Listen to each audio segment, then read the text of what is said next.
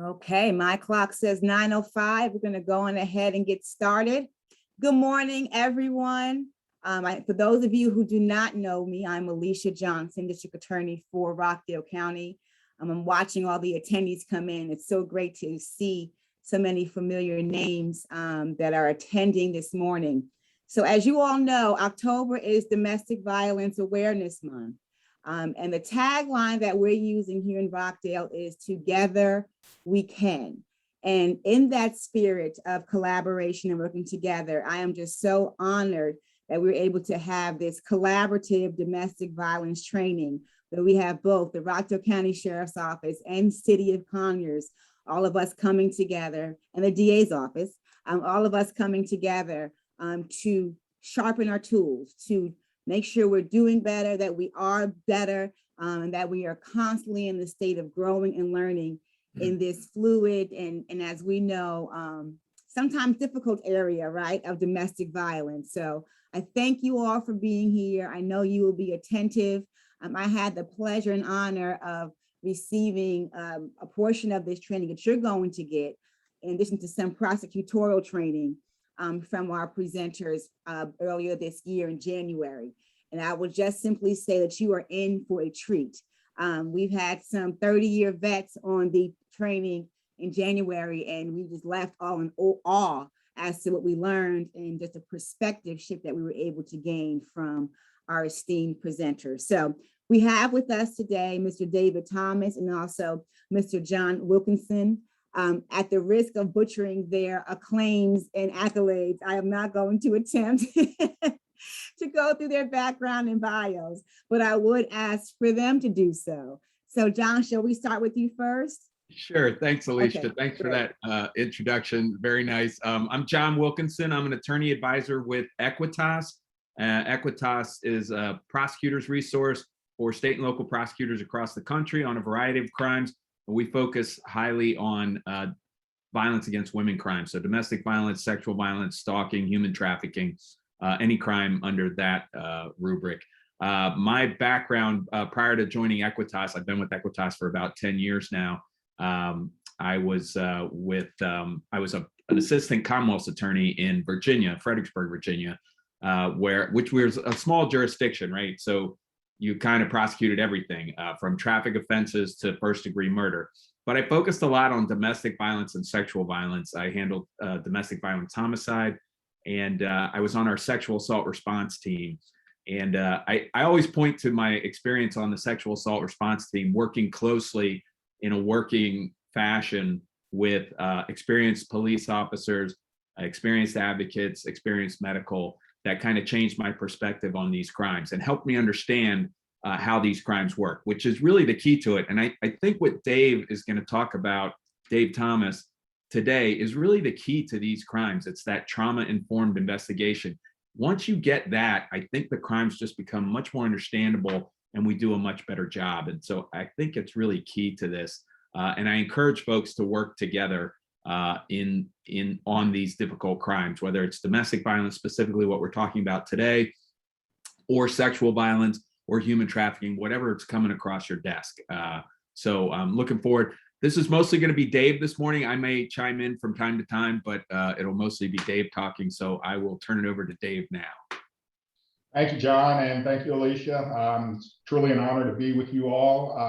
My name is Dave Thomas. As you can see, I'm a program manager presently at the International Association of Chiefs of Police. I've been there just going on 5 years, but I actually started working with them back in 1999 when I was a full-time officer in Montgomery County, Maryland, which is just north of Washington, D.C. I came into law enforcement in 1986, so I've been around a while. Been training officers for 35 plus years. And my concentration over the years has been addressing violence against women crimes. I started the first domestic violence unit in the state of Maryland in 1997. When I left Montgomery County, I went and taught at Johns Hopkins University for 13 years in the Division of Public Safety Leadership, in a program exclusively for law enforcement to finish their bachelor's and get their master's. All the coursework that I taught related to intimate partner violence crimes. And you're going to hear me today talk a lot about intimate partner violence, because when we look at these crimes, we find there's a co-occurring nature. Rarely do you find one standing alone. And I say, and I'm talking about those crimes that fall under the umbrella of intimate partner violence crimes: domestic violence, sexual assault, stalking, strangulation, drug-facilitated sexual assault, the use of technology to stalk. What we find when we look deeper, when we start peeling back the layers, is we have all those things occurring at the same time. So with that, I'm going to get right into it. You know, as with many professions, you know, we know what we know, but we don't know what we do know, what we don't know. The question is, do we realize it, and do we act upon it? Since becoming an officer, I was always plagued in addressing violence against women crimes. The question of what am I missing in plain sight? So much was confusing, and there were so many things that just defied logic. And so I began independent study in abuse and trauma. And the more I looked, the more fascinated I became. And really, the more convinced I came that training on this topic on trauma really needs to be a common thread that runs throughout police training.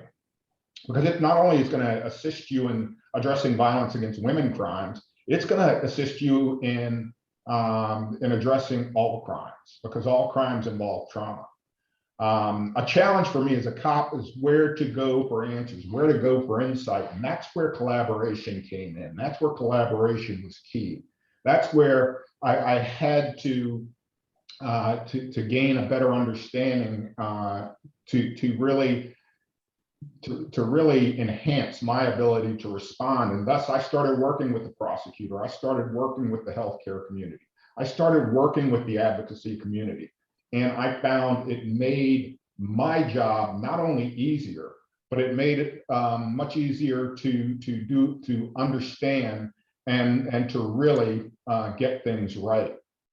And I have this slide up there because I think most of you all would agree that, you know, the perpetrators, no matter what crime they are into, are always trying to work us, always trying to spin us, always trying to get us to look in different directions so that they can continue to do what they believe they have a right to do when it comes to their criminal activity.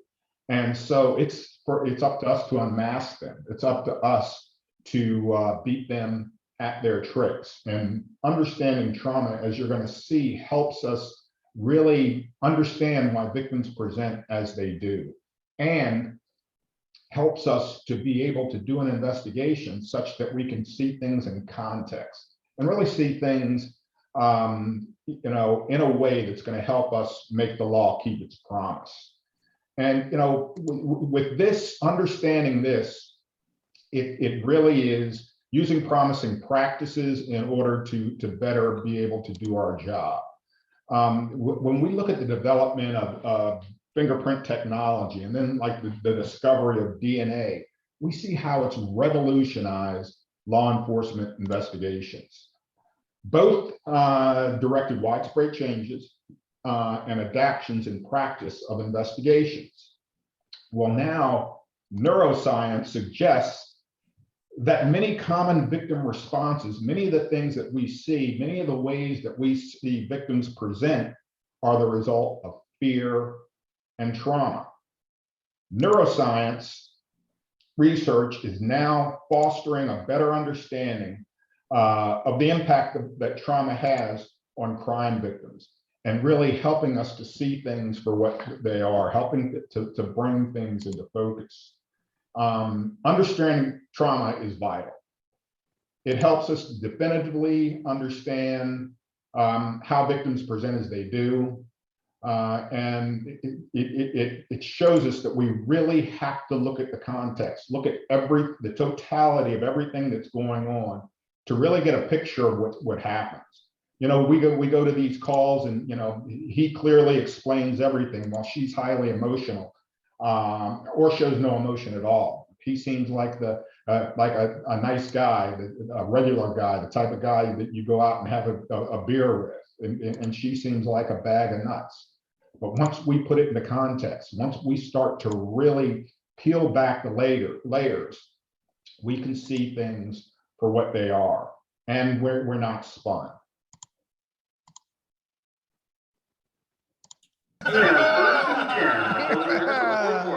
versus team. That's as good as it gets. Oh man, I've never had more fun my whole life. Daddy's had a beer. I'm gonna go to another one, Dad. It's your card? No, Lamorne, stop doing magic. You're not good at it. Guys! Oh, dude! There's a bear in your other room here. Oh, that's just the big, angry, hungry bear. Just pretend it's not there. Oh, really? Man, it'll just go away? What are you talking about? No, I don't think it's going anywhere, but I don't know what to do about it, so I just ignore it. So it's not dangerous, right? Define dangerous. It's a bear. But, you know, it's not gonna eat all of us. It only eats like 1 in 5s. 1 in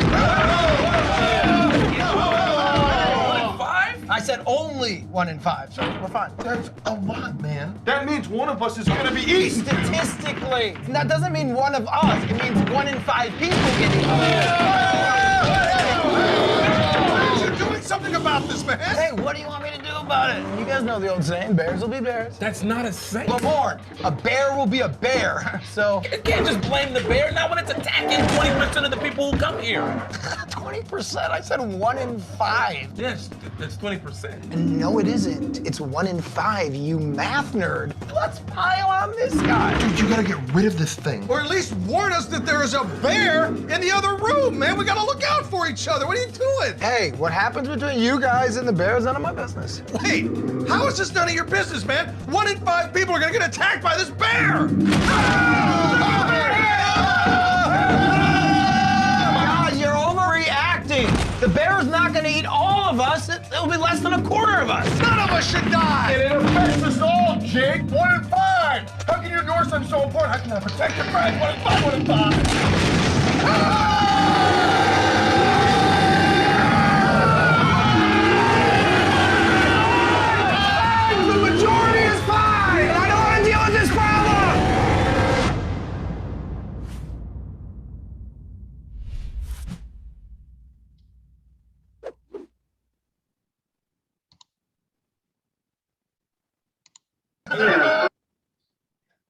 So it's about really looking at the facts, looking at the circumstances, placing things into context, and really, you know, not implicitly or unconsciously going along and addressing the issues.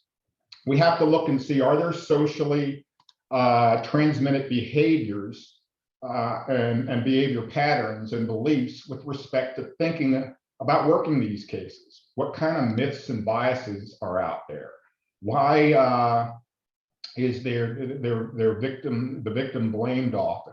You know, even in the terminology we use, you know, the words we speak are the words we think. You know, calling the victim the accuser, or as opposed to somebody who reported the event, the connotations of the words we use, the way that we view these abusers. Not being trauma informed really puts us at a disadvantage, and it really causes us to go with like I said, myths. You know, the myth of false reports, for instance, with respect to sexual assault, and realizing that the vast majority of these cases aren't false reports. In fact, the percentages are anywhere from 2 to 9%. Which is very low, and many other crimes are much higher, yet we don't look at them that way. So, you know, the better that we know our adversary, the more able that we are going to have successful outcomes and be able to hold individuals accountable. It's a step towards removing the blinders in the form of misunderstood trauma and catching perpetrators who are really, many of them, hiding in plain sight. And so let's look at some of the work that was done by Rebecca Campbell, who's one of the leaders in the country with respect to the neurobiology of trauma, and really understand what's going on. She's done some incredible studies, and this particular study was done to look at at how these, sexual assault cases, for instance, come in. And I'm going to be talking about domestic violence. I'm going to be talking about sexual assault and stalking and trauma, all because of the co-occurring nature. You'll see the percentages. When we have one, we usually have the other. So, and this just happens to be one area of trauma, one way that somebody could be traumatized. So even though the crime in question here is sexual assault, we're talking about all types of traumatic events. And so voices from the field, what happens when a sexual assault comes in? And we're going to look at it from the perspective of a detective, the perspective of an advocate, and the perspective of a victim. And this is all the same case. And so what they found, this is a quote that came from the detective. The stuff they say makes no sense. So no, I don't always believe them. And yeah, I let them know that. And they say, never mind, I don't want to do this. Okay, then case closed. And then the same case from the perspective of the victim advocate. It's hard trying to stop what police do to victims. They don't believe them and they treat them as so bad that the victim gives up. It happens over and over again. Now from the perspective of the victim. What happened? He didn't believe me and he treated me badly. It didn't surprise me when he said there wasn't enough to go on to do anything. It didn't surprise me, but it still hurt. Now, this study was done in multiple jurisdictions. As you can see, 6 communities, 2 rural, 2 mid-sized, and 2 large urban communities. And the study looked, and it started where the victim came in for SANE exams, sexual assault nurse examiner exams. It looked at what happened next. Was a police report made? If so, how far did the case go through the criminal justice system? 86% of the reported sexual assaults never went further than law enforcement. The vast majority were never referred by law enforcement to the prosecutor. Now, the researchers concluded that in the initial interaction between victims and law enforcement, victims were being re-traumatized due to the way that they were being treated in their interview. When asked what happened that led victims to be upset or re-traumatized, the researchers were really surprised to receive corroborating views from victims, law enforcement, doctors, and nurses about what was done and said. This regional data was taken from large metropolitan surveys. Victims and law enforcement agree that 69% of the time, law enforcement tells the victim, don't do this. They're discouraged from making the report in the first place. 51% of the time, victims are told what happened to them is not serious enough to pursue in the criminal justice system. 70% of the time, victims are asked about their dress or their behavior or what they might have done to provoke the assault. 90% of the victims encountered at least one secondary victimization behavior in their interactions with law enforcement during the first part of the reporting process. So again, why are cases shutting down early on? How are things unfolding? Think back to the first thing that came out of that detective's mouth. In interview after interview, researchers saw the same thing again and again. This is law enforcement's perspective of how victims behaving during the first interaction and assumptions that they're making. We know most cases don't move very far through the system, that they're shut down early. We have clues now as to why that's happening. That's something about victim behavior, something about the way the victim presents may not be understood by the legal community. So this isn't to say that this was done with purpose, with intent. It was done implicitly, unconsciously, because of a lack of understanding of why that individual is presenting like they are. And much of this behavior is counterintuitive, thus not understood. As I said, I talked about the interconnected nature, and what I mean that overlapping nature of abuse. Half of batterers who abuse physically abuse their partners also sexually abuse their partners. In half of the homes with children in which adults are being abused, children are also being physically abused. And we know that all of them are at least being psychologically abused by being in that dysfunctional environment. 32% of rapists sexually assaulted a child. So you have half of those kids being physically abused and almost a third also being sexually abused. And 65% of those families where there's an elder in the home, 65%, that elder individual is also being abused. You know,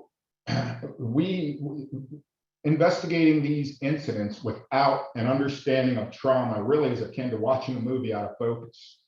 It means we have to look at the psychology and the psychiatry in order to understand the neurobiology and victim behavior and how trauma affects memory, cognition, and emotion.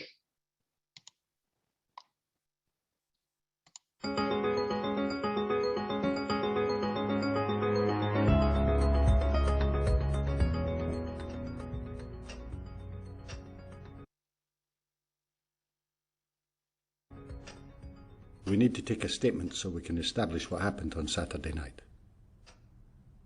What time did you get back to David's flat? What time? I don't know. Can you give us an estimate? I don't remember. Would your pals remember what time you left the club? He seemed nice.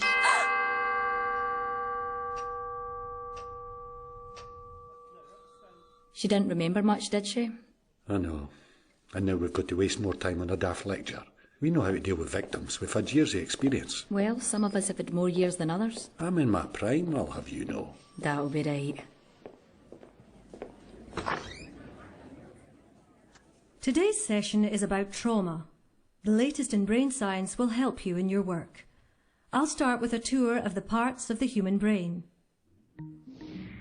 The reptilian brain maintains basic bodily functions. The limbic system is also instinctive. It deals with fear and pleasure. For example, you pat a dog, it senses pleasure, and without thinking, wags its tail. The neocortex is the site of logic, imagination, planning, and control. It's more sophisticated, but because it's conscious, it's slower than the older parts of the brain. The amygdala is a key part of the limbic system. It has one job: to sense danger and set off the alarm. When it's a matter of survival, the primitive parts of the brain override the conscious part. There are three possible survival responses: fight, flight, or the one that people don't think of, freeze. When the alarm goes off, blood and oxygen are diverted to muscles, adrenaline floods the body, and all systems that are not crucial to survival are switched off. Normally, the job of the hippocampus is to file memories so you can retrieve them later, but in times of danger, it stops filing memories, which makes it harder to gather evidence later on. Instead, the hippocampus switches to pumping cortisol. What's useful about cortisol is it stops us feeling pain, so we can focus on survival. Can anyone give me an example? A farming accident where a man carried his own arm for a mile without feeling any pain? Yes, excellent example. It is an evolutionary safety mechanism which is fast and instinctive. In essence, it's our body's very clever way of protecting us. To recap, an example of the three parts of the brain working together. You're standing at a bar. Your reptilian brain is keeping your heart beating. You're enjoying the pleasure of a nice pint with your limbic system. You're using your neocortex to work out if there's time for another before the last train. What could happen to make the amygdala kick in? What if this happened? The way you'd respond would depend not on your logical brain, but on your instinctive brain. Being glassed in a bar would be a traumatic experience. Who can give me another example of an event that can cause trauma? War? Rape? A car crash? Good, yes. Trauma occurs when a person is overwhelmed by something beyond their control. The survival brain takes over the rational brain. It can lead to post-traumatic stress disorder, PTSD, with symptoms that last at least a month. Vicarious or secondary trauma is something you may experience if you deal with incidents such as rape or sudden death, or think of Lockerbie, Dunblane. You're not superheroes. Having a brain makes you all vulnerable to secondary trauma. It's important to understand that when trauma occurs again and again, it can become complex PTSD, such as in domestic abuse or child sexual abuse. The alarm system in the brain becomes jammed. Memories are stuck in the limbic system, so a trigger can set off the alarm. The trigger could be anything: a colour, a smell, a sound, a sensation. Now, the indicators of trauma. What should you be looking out for? Depression. Crying a lot? Yes, that's one response. And at the other end of the spectrum, total numbness. Nightmares. Flashbacks. Stress. Good, yes. And they may feel sick. Also, shame, feelings of guilt, inability to enjoy sex, social isolation, triggers. People often feel overwhelmed by the symptoms of trauma. This can lead to using alcohol or other drugs to block out memories, or self-harm, or dissociation when a person's mind detaches from reality. Indicators can be specific to the type of trauma. Say, dental problems, when someone who was orally abused avoids going to the dentist. A victim of abuse might bond strongly to her abuser. This is known as traumatic bonding, or Stockholm syndrome. And jumbled up memory, when a person's normal recording of memories doesn't work. Can you recall any times you've seen that symptom? What time? I don't know. A traumatized person may not seem like her usual self, or may be hypervigilant, on edge, or being startled by everyday things. Everyone is different. You never know what impact trauma will have. Symptoms can change from day to day. So what does all this mean in practice, in your job? A traumatized person's brain is protecting them, but that normal human response of self-protection can get in the way of evidence gathering. The US military has developed new trauma-informed interviewing techniques that you can use to work around this. Research shows that if someone seems vacant, they could be distracted by their traumatic memories. Try to ground them by asking a simple, non-patronizing question such as, "Are you thirsty? Do you want a glass of water?" This can help bring them back to the here and now. Don't expect a logical, linear story. Ask, "What can you recall just now?" Find out what the victim physically felt or saw. Working this way, from the instinctive sensory parts towards the logical parts of the brain, you'll get more results. In conclusion, 4 things for you to take away. Trauma response is the brain in survival mode. Repeated abuse can make trauma symptoms worse. In response to trauma, people will behave in unexpected ways. Remember, trauma is a normal human response to abnormal events.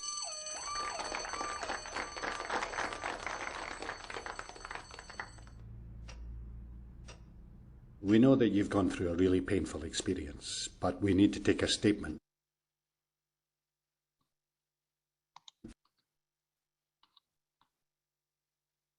To understand what happened on Saturday night. Are you able to tell us anything that you remember about his flat? Anything at all? A dog barking. Are you able to remember any physical sensations or feelings that you had? Cigarette smoke. I can smell it now.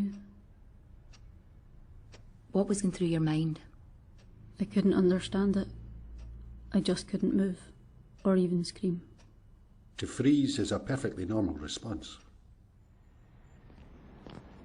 So you start with the memories, you don't start at the beginning. You have to engage with feelings to get to the facts. Makes sense. Check you, Professor, getting all sciencey on us. Well, if it gets us usable evidence. There's life in the old dog yet. Oi. Okay, so we're going to delve into a lot of that in the next hour or so, kind of unwrap it and really give you a solid understanding, because this knowledge really helps us distills myths. It clears up misconceptions, and it helps to extinguish victim blaming, which really hinders the pursuit of justice. It helps us to view things like delayed reporting as a norm, and understand why memory may be fragmented and not linear, which we are used to looking for and really wanting in our investigations. We take pride in conducting good, complete, and thorough investigations. The better our understanding of the full context of what's going on, really the better the outcome of our cases. So that means we get more fruitful interviews, and we really increase offender accountability. And once again, this is something that we've done in the past when it comes to using technology, using advances in order to help us have better outcomes. We know that when it comes to trauma, that a person who witnesses an event can be just as traumatized by the event as the direct recipient, because of the subjective nature of trauma. The greater the meaning that the event has on the individual, in other words, the more that they attach to it, the more detrimental it's going to be to that individual. Trauma is thus, it's really defined by the survivor's experience. The individual's subjective experience determines whether the event is going to be traumatic for them or not, and how deep that trauma will be. The more they attach to it, the more traumatic it's going to be. Psychological trauma really occurs where the individual's subjective perception or ability to cope is overwhelmed. The individual believes they'll die, they'll be annihilated, mutilated, or really lose their mind. They feel they're emotionally, cognitively, and physically overwhelmed.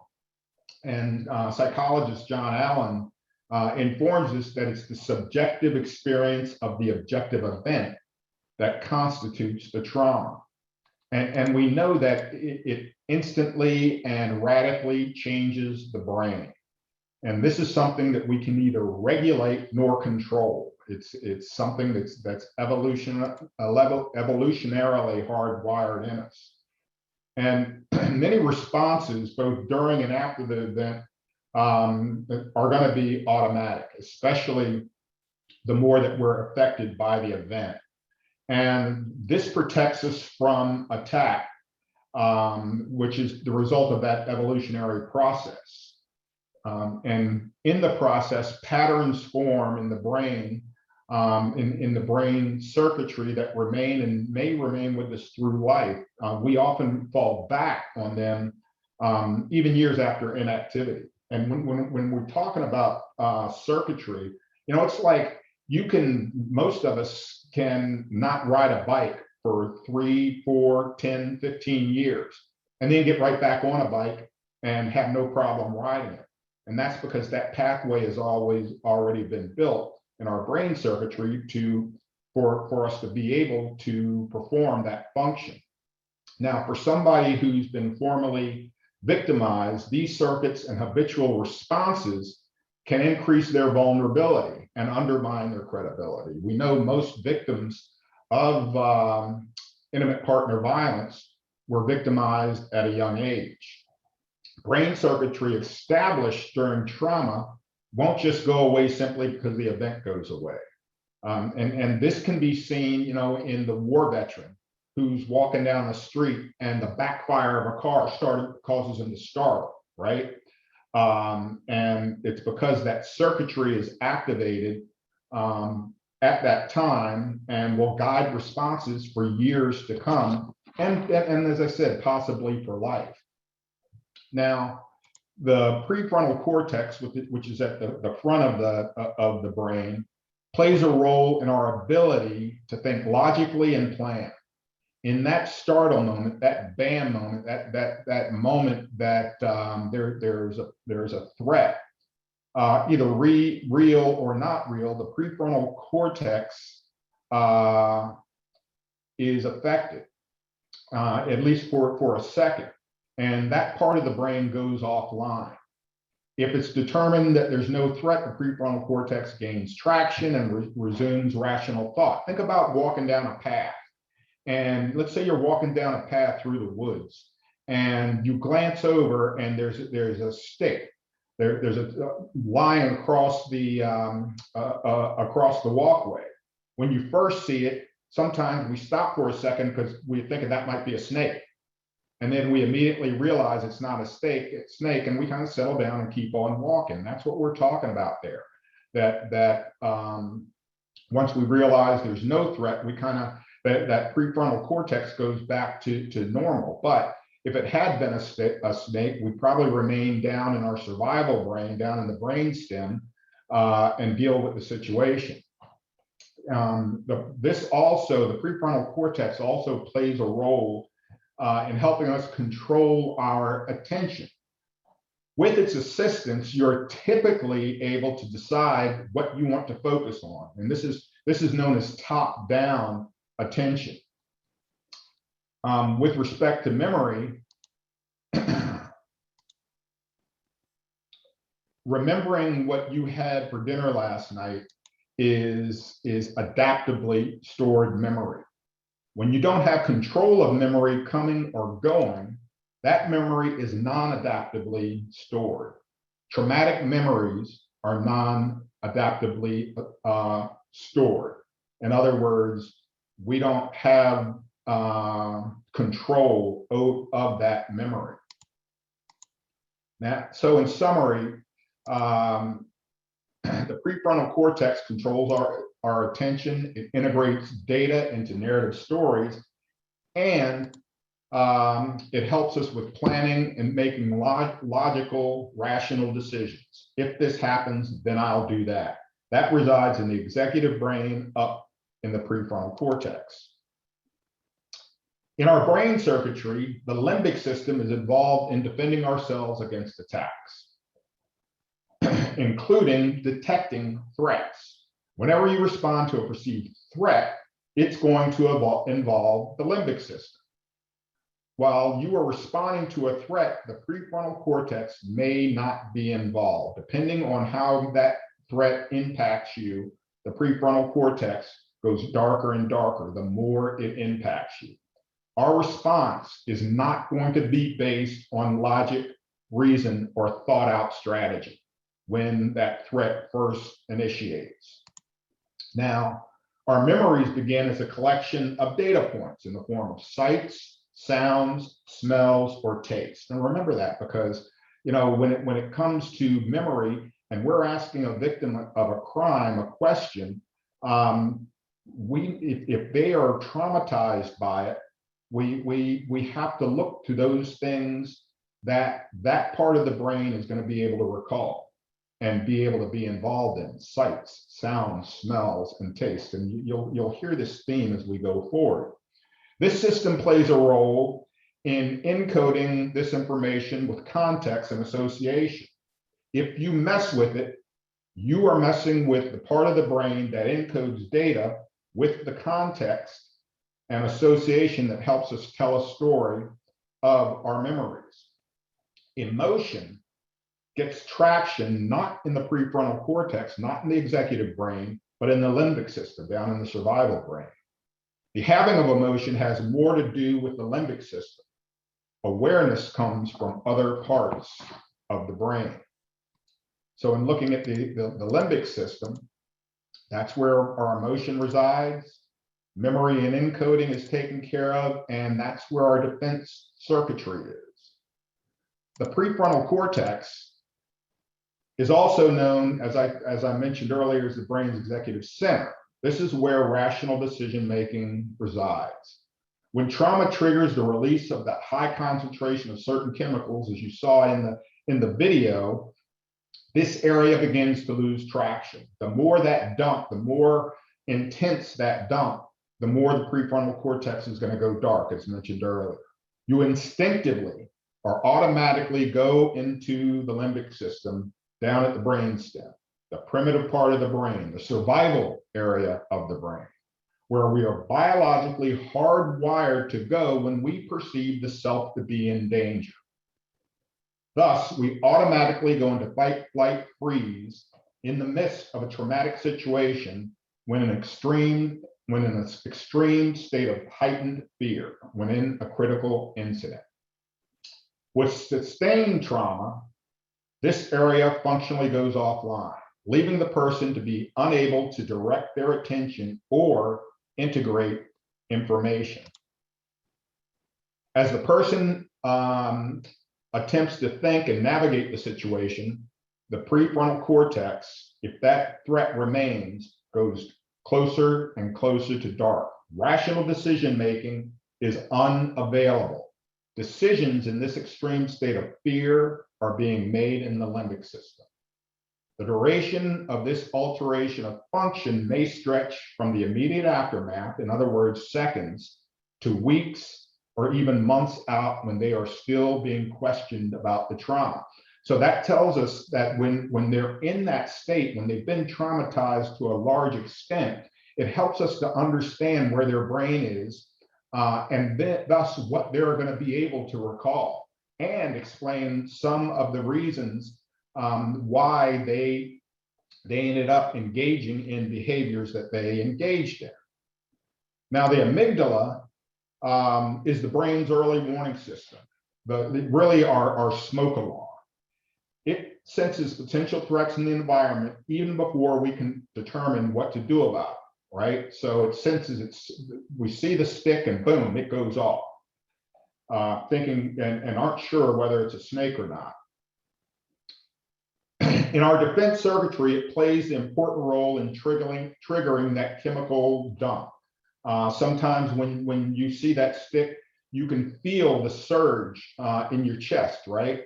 That's part of the adrenaline dump. And then we see it's nothing, and then we kind of take a deep breath and settle down. If it is a snake, we may react differently. And this is not in the thinking part of the brain, okay? You see where it is there. Once the potential threat has been identified, let's say we see it's a stick, we then scan the environment to allow another part of our brain, the hippocampus, to help us compare what's in the environment with what we know are indicators of either safety or danger. Is it a stick? Is it a snake? When a fire alarm goes off, what do you do first? Freeze and pay attention, right? Is there smoke, fire, etc.? Is it a false alarm?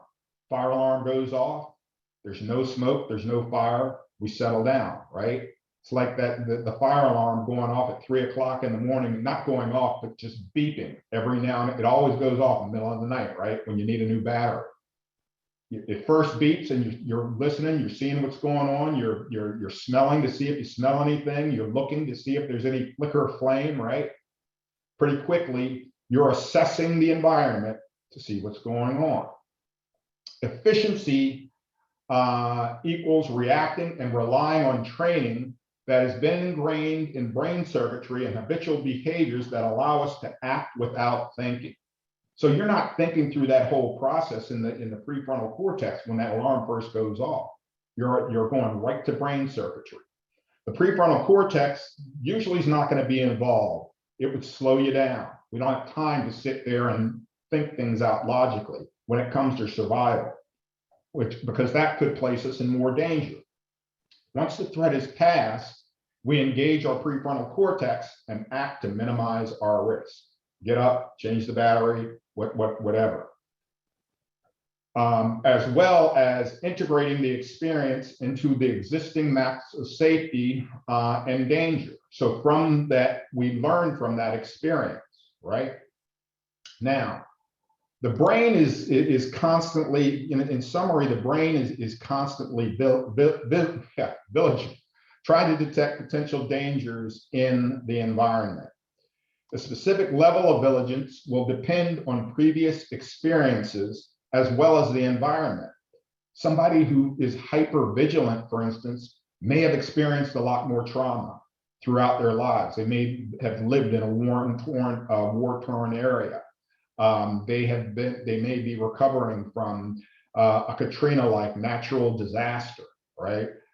They may be the past victim of ongoing domestic violence or child abuse. When the threat is perceived, our amygdala signals danger. We respond by freezing, scanning the environment with our existing maps of safety and danger. In the environment, if the environment is consistent with the map of danger, we respond to that threat largely without thinking or planning. If the environment is consistent with the map of safety, our prefrontal cortex kicks in to either minimize the risk and or integrate the experience into our maps of safety and danger to continue learning. Now, when the prefrontal cortex is impaired, we are left with things that are habitual, right? When we go into that survival brain, think reflexes and habits, because we've lost the ability in the moment to plan and think. Think about how we train on the range. When I first came on, we were on the range. We were taught draw, two to the chest, one to the head, holster. Draw, two to the chest, one to the head, holster. And that's what they kept having us practice. And then what we found out was once we went out into the field and people were getting into firefights, they go two to the chest, one to the head, holster, whether or not the threat was still there or not. So when we found that out, we went back and revamped training, and it was two to the chest, one to the head, and assess whether the threat has been neutralized before holstering again. Military training in Iraq, Marines were going over there, and they were doing things that they did at boot camp. What had they done at boot camp? They would fire till they were dry, stay where they are, and raise their hand, and they would be brought in more ammunition. They found Marines over in Iraq being in firefights, be in the middle of a hot firefight, and they're sitting there empty with their hand raised. They were in the limbic system. They were in survival brain. Prefrontal cortex was offline, so they had to go back and revamp training. And understand that bam moment is like a light switch when it comes to going off. And we continually train for that for a reason. So when we find ourselves in a traumatic situation, we often are going to respond without the benefit, as I mentioned, of the executive brain. We revert to behaviors that are habitual and ingrained rather than based on logical planning or thought.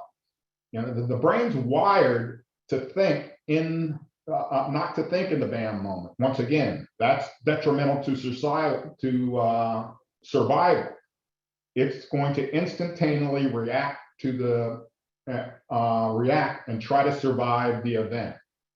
The defense circuitry thus hijacks the rational brain to stay alive. Now, once in our threat response, we have to realize it's not just fight or flight. Our response can be categorized as a defense cascade, which most of the time begins with freeze, if only for a second.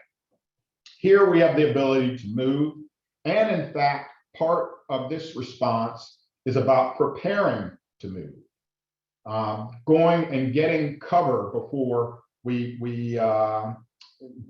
engage in the firefight.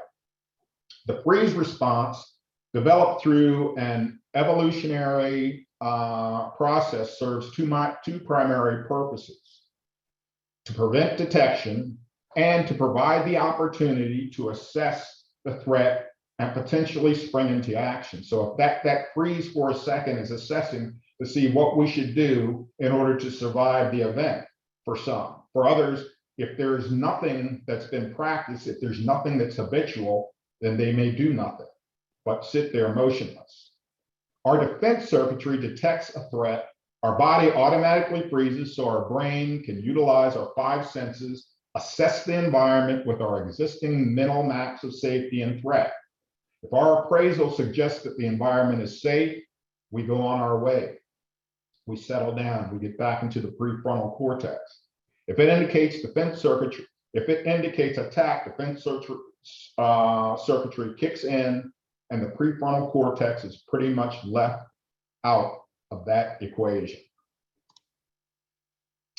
Now, people assume, without knowledge of trauma and not really understanding this stuff, they assume we choose in the prefrontal cortex, in the rational brain, we choose to fight or to flee or to freeze. It's now clear that there is most times no choice involved, at least on a conscious level.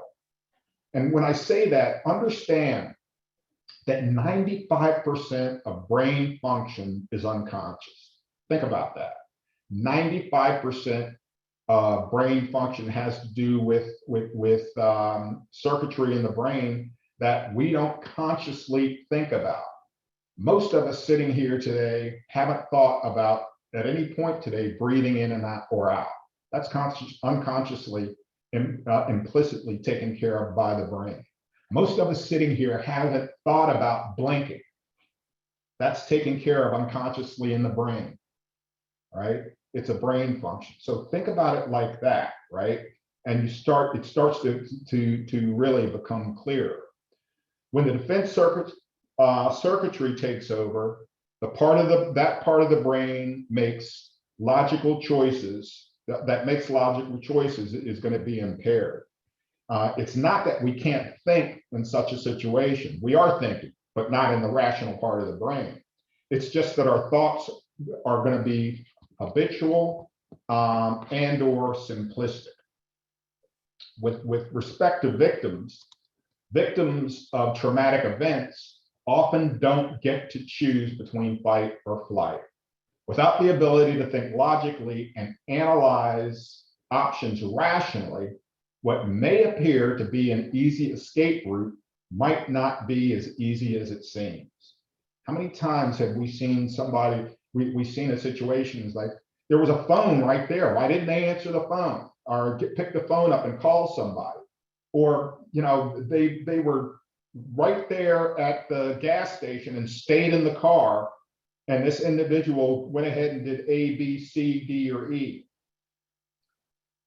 Understand the executive brain, if they're traumatized, is likely impaired. Some will become immobilized by 3 automatic reflexes that prevent them from fleeing. Gripped by a reaction that is beyond conscious control. Beyond conscious control, because of the nature of what they're going through. Intimate partner violence victims often are asked why they didn't fight back or why they stayed. A better way to make sense of their response is to think about offender dynamics and how they impact the victim's behavior. We know most offenders don't announce their intention to abuse or assault. They play nice and work hard to initially avoid giving any indication that they represent danger. Do we see that all the time with perpetrators? Absolutely. This process activates attachment circuitry. It's that grooming, right? Which allows us to connect emotions with others. What's crucial to understanding the dynamic of most victimization is that activating this attachment circuitry both creates confusion in the brain and suppresses our defense circuitry. So that individual engaging in grooming behaviors, though they may not know it, though the abuser may not fully realize it, that activates that attachment circuitry in that victim's brain, in their target's brain, and then makes them more susceptible to being victimized. when the perpetrator begins to push boundaries and engages in behaviors that activate the defense circuitry, thus neurobiological conflict happens that really literally confuses the brain.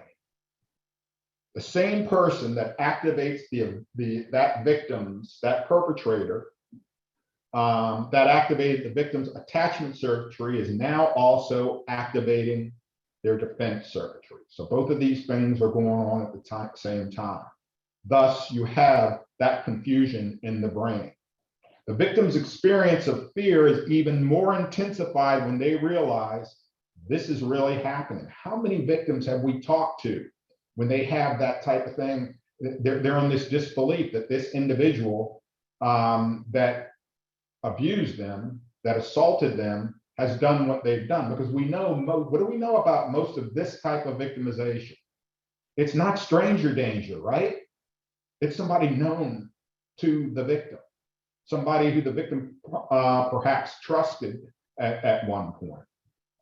So this combination of confusion and fear often triggers a powerful sense of mental defeat.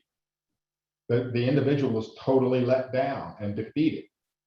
The victim's brain appraises the event as inevitable and escape as impossible. Remember, the logical brain is offline, so the perception of inescapability is all that matters. Doesn't matter that the individual could have gotten out of the car and gone into the gas station. It doesn't matter that the victim could have picked the phone up, right? They're not in a part of the brain that's helping them realize that, because of the nature of trauma and how it's impacting them. Survival reflexes are triggered, allowing the victim to flee mentally when it's perceived they can't flee physically. Reflex is the key concept here. These responses take place automatically, the same way that your leg kicks up in the doctor's office when they use that little hammer to tap on your knee. When we look at and look at the survival, their survival reflexes, let's first talk about dissociation. Dissociation is a coping mechanism that involves the brain, right? It disconnects by disconnecting from circuitry that keeps us aware of what's happening inside our bodies. When our defense circuitry is running the show and our brain does not perceive any way to escape, dissociation is a way of detaching or disconnecting from the experience. This is the way the survival brain is trying to protect the body. One way for the brain to cope is to shut off the circuit that allows us to be aware of what's happening. If we're not aware of what's happening, it's not as detrimental to us. It's a survival mechanism that can be seen as an indicator of trauma. So when the individual talks about these things that tell us that they dissociated, this is psychological evidence. These are things that need to be recorded as a part of the facts and circumstances that you're gathering when we're doing these investigations. This dissociation is an indicator of trauma. Although it's often been misinterpreted as intoxication, belligerence, deception, or an unwillingness to cooperate. Tonic immobility was first studied in the animal kingdom. This is the freeze. And it's an evolutionary process in rendering you to be unable to speak, move, or talk.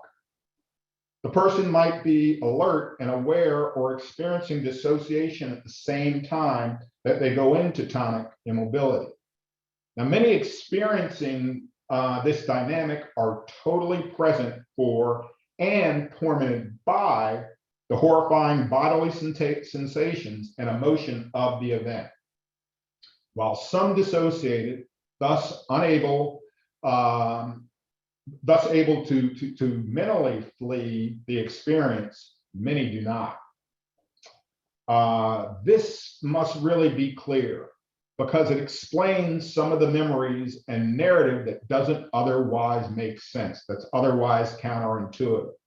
You know, for example, the victim recalls being sexually assaulted and adds, quote, "I tried to scream but couldn't," or "I couldn't move. I tried to push him away, but I couldn't move."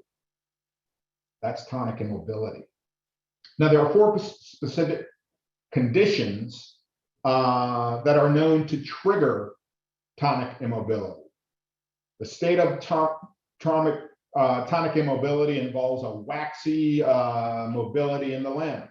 The victim's limbs are rigid or stiff, but are still able to be positioned. How many times have we heard victims talk about how an individual positioned them in certain sexual type of positions and so forth?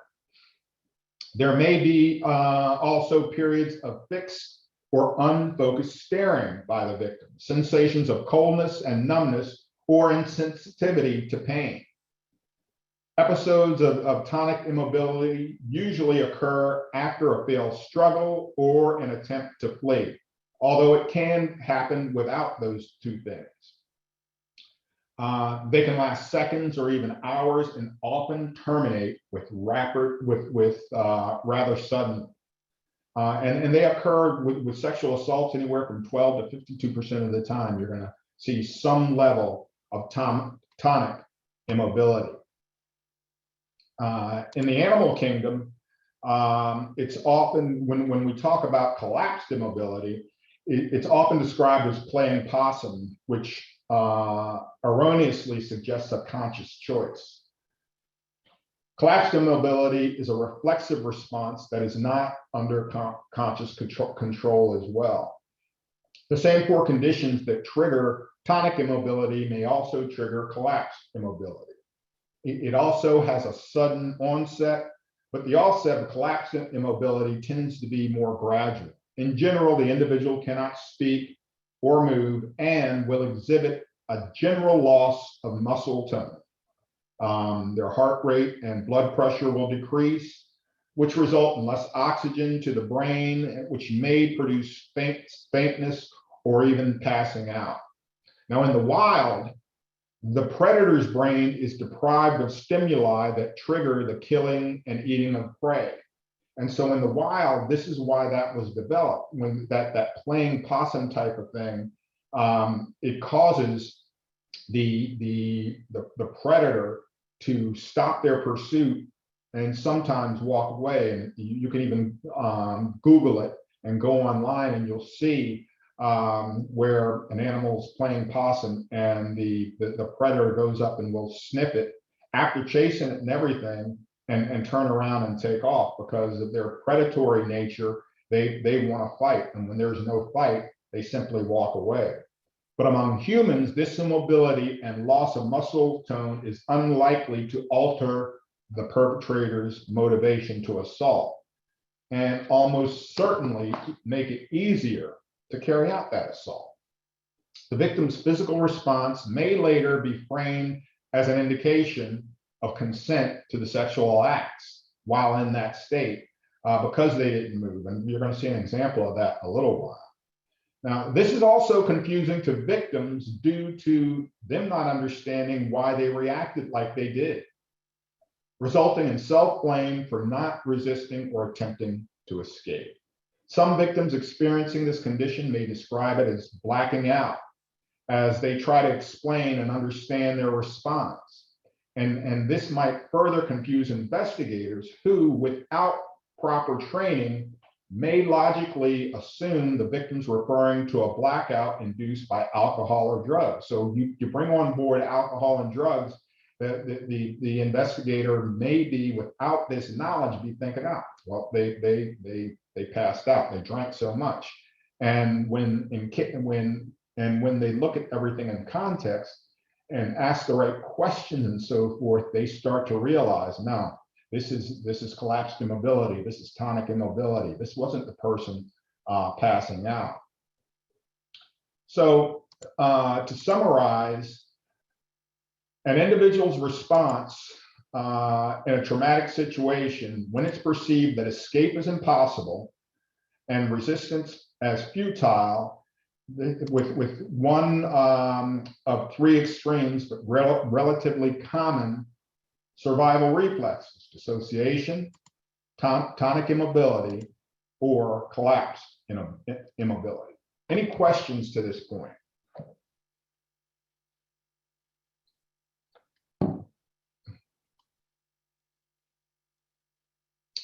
Okay, I'll keep on rolling. Now,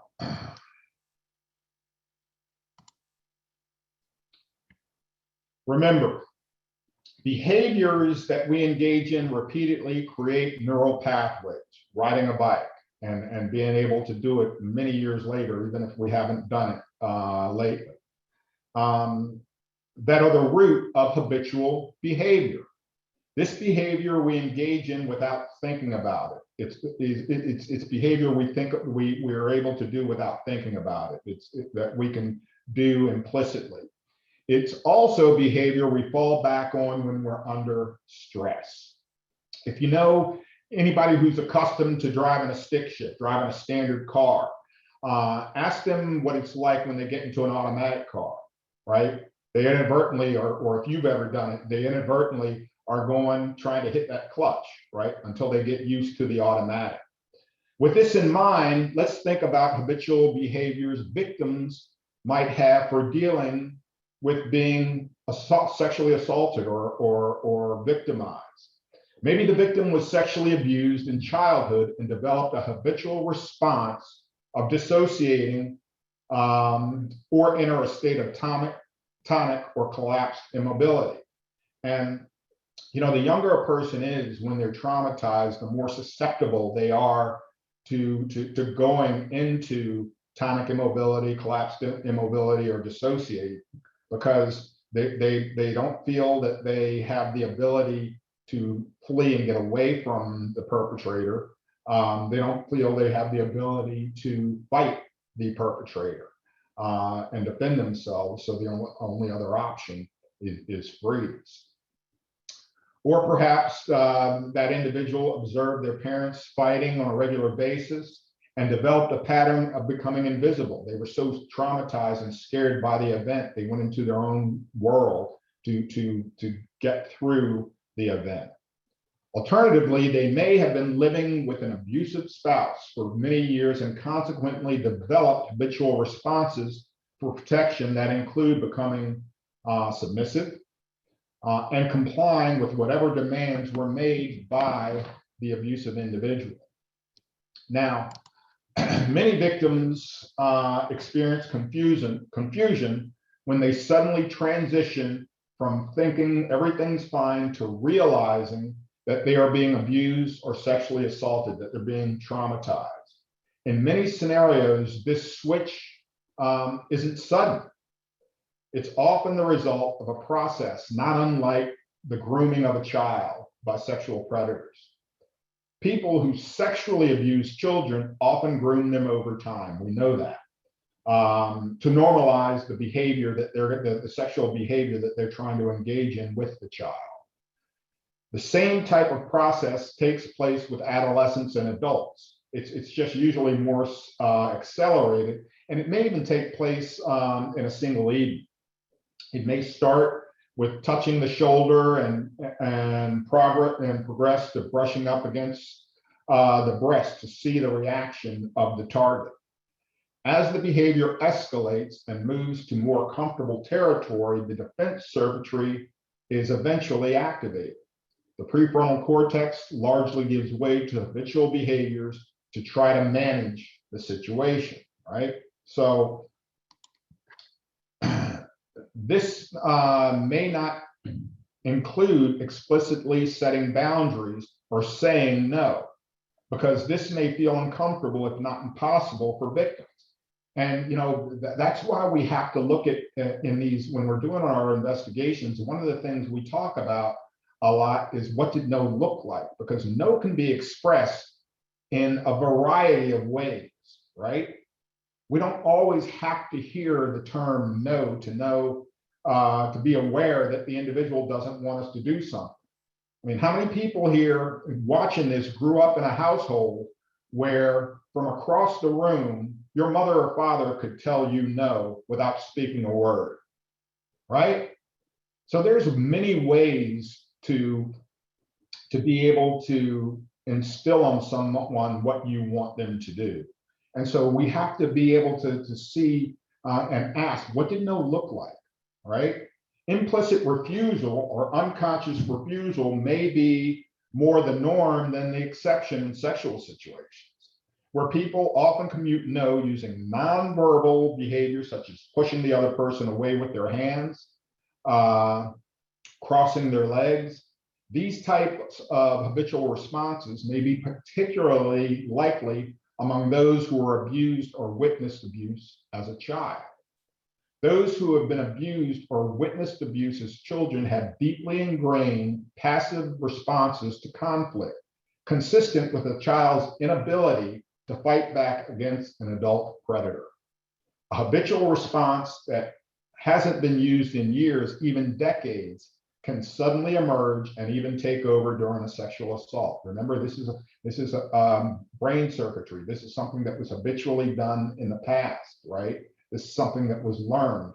And then when the same situation perhaps presents itself years later, that's what we unconsciously revert to. Gender socialization often inhibits women and girls' assertive responses. And it can also harm men and boys who often believe that they could have prevented the assault if only they'd been man enough. When we aren't dealing with a threat and our prefrontal cortex is fully functioning, we generally have what's known as conscious control. If the phone rings across the room, you can decide to answer it or continue to do whatever you're doing. This is called top-down processing. If you encounter a threat, that chemical dump that you saw in the video, that chemical release to deal with it impair the prefrontal cortex. Thus, you lose the ability to consciously control your attention. It will be focused by the defense circuitry on surviving the threat. So in a traumatic situation, this tells us that our focus is on surviving the event, right? Everything is surrounded by that. And that's really important to remember, because that's why we want to ask questions that go to what was central to that individual's survival. And I'll repeat that over and over again because it's so important to remember. Our brains deal with major threats in very rapid, hardwired or habitual ways, not with slow reasoning that happens in the prefrontal cortex. Why do we have to be quick? Because getting out of the way of the lion, sitting there thinking about, well, the lion's coming at me, what should I do? That's not working for us. Darwinism tells us that you're going to die, and you're going to die because you didn't react quick enough. This defense circuitry controlled attention is an example of bottom-up attention. Now, we cannot control our focus of attention when we are threatened. The defense circuitry typically focuses on one of two things. Things that will help us cope with or withstand the threat. Our conscious focus will be on central details. Everything else will be peripheral. In crimes involving a weapon, we often see bottom-up attention manifest as a central focus on the weapon. Victims, witnesses may be able to provide an enormous amount of detail about the weapon, but little about anything else. Beyond the weapon, everything else was not perceived as crucial to survival and not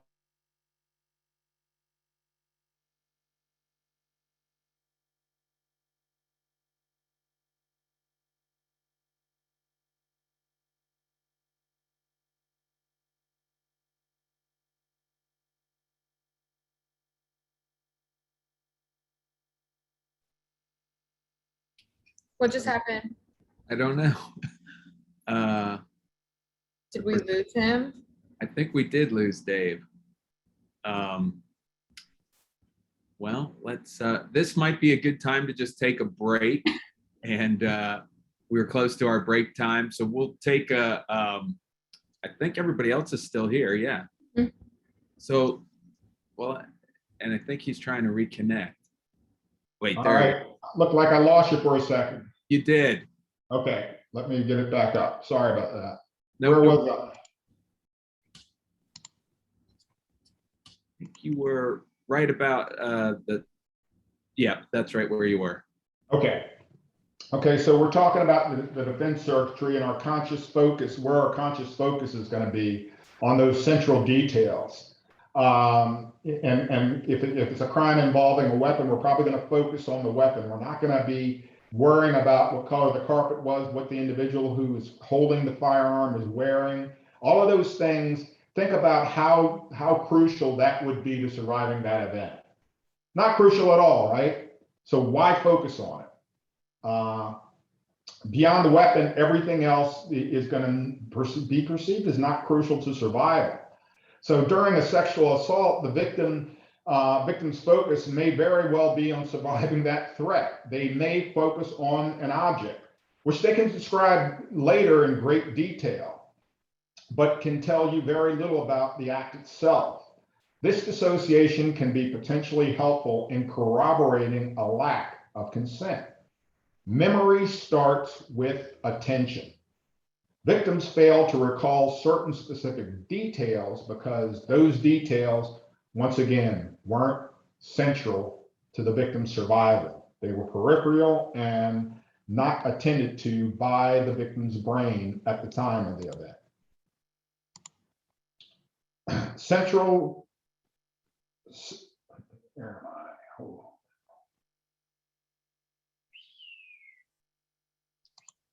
There we go. Central details are more resistant to change over time. Peripheral details are more likely to fluctuate as time passes. Peripheral details are also more likely to be influenced as a result of leading questions, right? Because the individual is trying to fill in gaps and so forth. So, we don't want to be asking leading questions. When victims don't know the answer, it's because when they don't know the answer, they often feel ashamed. They don't understand why. They don't remember, and they feel they want to please us in the investigation, and they try to fill in those gaps. And so we don't want to push them there. Central details are more important to understanding the incident from the victim's perspective. So it's therefore important for investigators to elicit details that were central to the victim's experience. Memories initially consist, we know that they initially consist of data points that need to be encoded to be consolidated and stored as memories. If they are to be, this is if they're to be recalled later. This process is aided by the hippocampus. Now, when the defense circuitry kicks in, bottom-up processing and attention take over. The hippocampus goes into overdrive, encoding data into memory. It also works on consolidating and storing away whatever information that's already encoded into short-term memory before the fear kicked in. Now, this information is drawn from a memory buffer that lasts 30 seconds and sometimes referred to as a flash bulb memory, and explains why right initially, when this event is starting to occur, the victims often have a high level of detail and recall in their account of the moments initially in the traumatic event.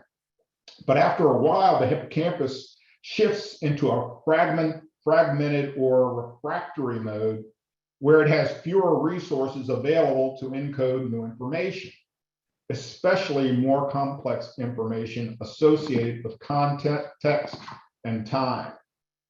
And our ability to track time is also impaired during a traumatic event. Tracking how long a traumatic event lasts is not central to survival. And it's critical that the investigator ask questions that are legally relevant, as well as questions which the victim can answer. Most officers have been involved in, many of you, I would guess, have been involved in a high-speed pursuit during your career. So it's easy to imagine how you might respond if your sergeant or your supervisor immediately after the event asks specific details. How long did it take you to reach the suspect once you exited your car? How long did the foot chase last? How long did it take for you to get back up to arrive? All those things, those are the last things you're thinking about, right?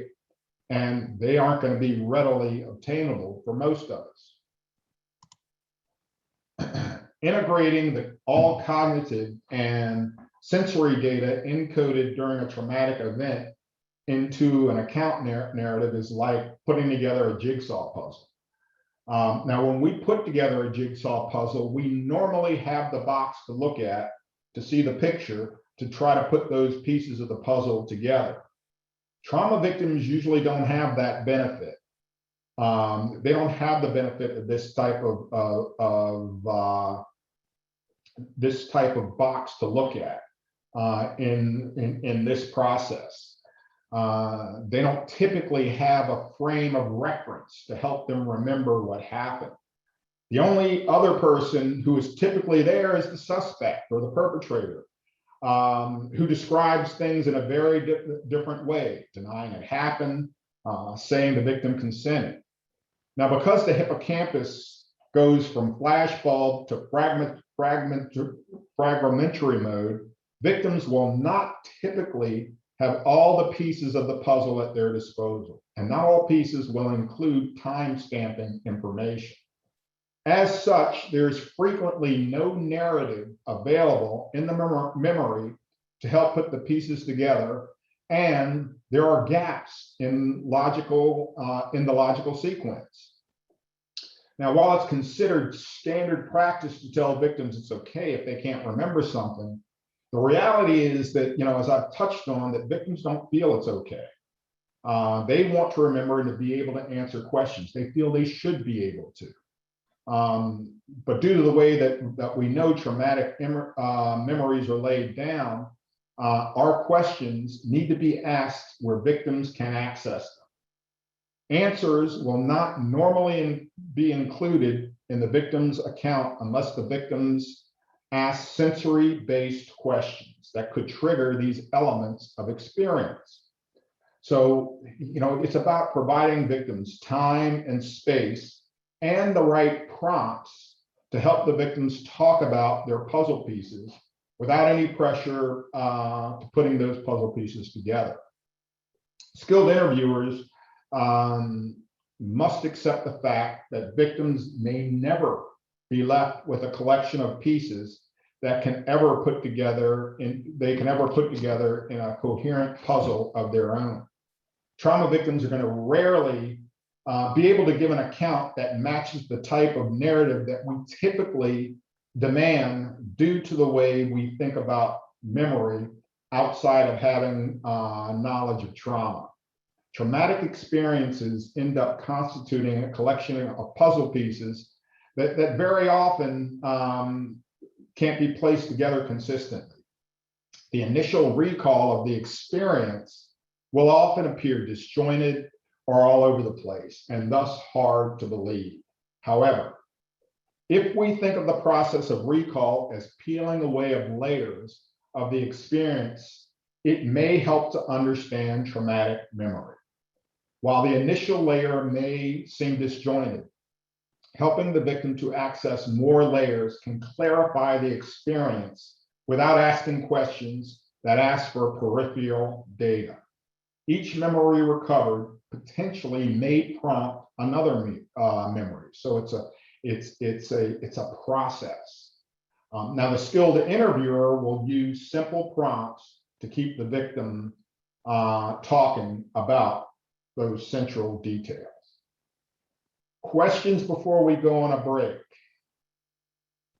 And I'm going to try to clarify this a little bit more when we get back from break, and then we'll roll forward.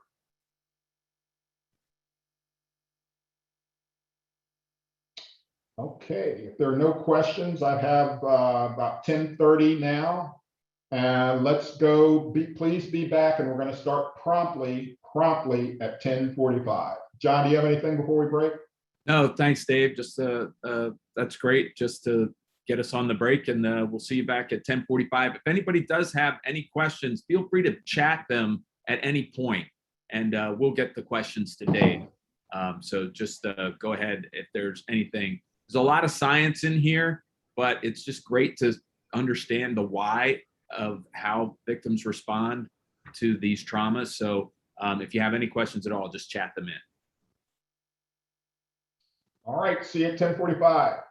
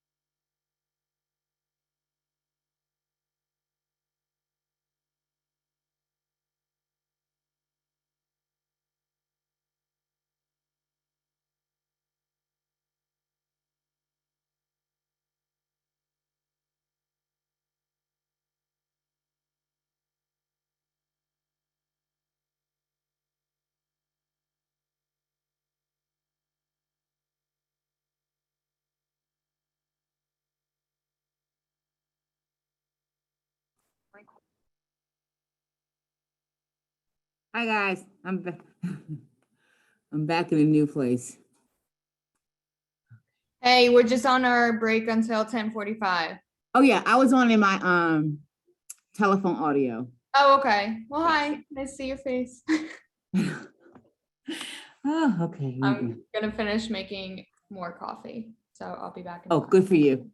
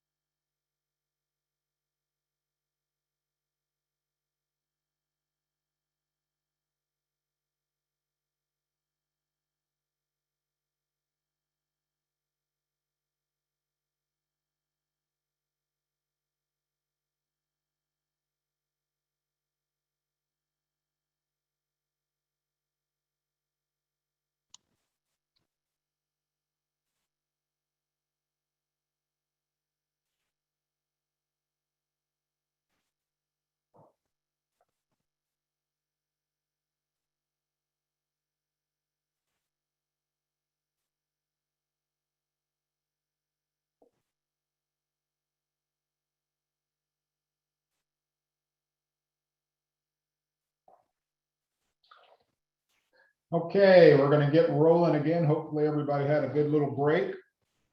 And we're going to start about, when I mentioned right before we left, you know, I was talking about central details and focusing on those, and really, this is about, you know, asking, you know, we're asking that victim, that survivor, you know, what can you tell me about your experience, right? We're starting with that open-ended questions, and when they mention something, we're jumping off of there to ask follow-up questions. You know, because when we first start there, they're gonna provide kind of like a first layer account. And, you know, as I mentioned right before the break, these, look at it like layers of an onion that we're peeling back one by one. Their response really may serve as a cue of other memories or elements of the experience. Some of these cues maybe smells, sounds, sights, but sensory data, basically. And this response really provides prompts for further questions that the investigator can begin peeling back. Asking sensory type of questions on its face may sound irrelevant, but if encoded in the victim's memory and associated with other data, they could be critical. And so it's important that we look at it, and, you know, in getting what's going on and where they are in their experience. If we look at, for instance, you know, here you see that that there's a lamp, and this lamp is there to drive home the point of, in one case where a victim is talking to the investigator, and as they're going through what she experienced, she kept mentioning this large lamp that was next to the bed. The victim had been sexually assaulted, and the investigator said, well, tell me more about the lamp. Because that's what she kept mentioning, and she was able to describe the lamp in great detail. And he said he keeps going, you know, well, tell me what was going on in your mind when you saw the lamp. And because she apparently during the event, there was little to no physical resistance to the attack. It looked on the face of it, looked like she just consented. And she said, well, I could see it. It looked heavy. It looked like it's something that really could hurt me. And he's like, well, tell me a little bit more about that. What's going on in your mind? And she said, well, I was afraid if I moved or if I said anything that he might grab that lamp and hit me with it and hurt me and so forth. So he kept pressing on. He's not asking leading questions. He just said he was trying to find out what was going on in her mind at the time with respect to that lamp. It was central to her because she saw that as something that could be utilized against her to further to injure her or further the event. And so that's what we're talking. He was just pulling back layers, and, you know, the sense that kicked into her was her sense of sight, right? And focusing on that because she saw that as central to her surviving the event. And so again, we're thinking about the questions that we're asking. We know that the victim may be stressed and not able to answer, and we're just rolling with it. We're continually reassuring the victim because it's going to take continual reassurance, and letting them know that in a situation like this, where they have been traumatized in the way that they have, there are going to be memory problems. That's absolutely normal with these types of events. We really also have to consider how the victim might feel about talking with us following an event like this. It's crucial that we put in that time and effort to build trust. I mean, it's, you know, it would be hard to discuss something that was consensual, and much less something that's unconsensual, especially to a total stranger in most situations. And this is going to be a physically emotional type of situation. Physically and emotionally, we want to, as much as possible, get that victim to a safe environment. If possible, we want to let the victim, for instance, choose where the interview takes place. We want it to be in a calming environment to put the victim at ease as much as possible. And, you know, while I'm talking about that, believe it or not, even that environment that we do our interview in, it makes all the difference in the world for our victim interview. It also makes all the difference in the world with the suspect interview. If you've done any research on empathetic interrogations, you find that we get a lot more information when we conduct our interrogation of a suspect. And interrogations should only be reserved for suspects. Victims should never be interrogated. But when we do an interrogation, we should also do those in a trauma-informed manner, and we're going to get a lot more sound information from our suspects. So in summary and conclusion, intimate partner violence victims' defense circuitry is usually in control of their response in a traumatic event. Thus, their attention and thoughts are driven by the perpetrator's behavior, while the victim's behavior is determined largely by survival responses and habits, habitual behavior. Their ability to give an account of the incident will be impaired. Most victims will at some point have difficulty talking about what happened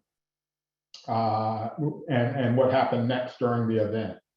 And their interview will include details that they are unable to really sequence because of the way that those memories were laid down. Now, without an understanding of the neurobiology of trauma, an account that includes some or all of the characteristics may be viewed as inconsistent, inaccurate, or unreliable.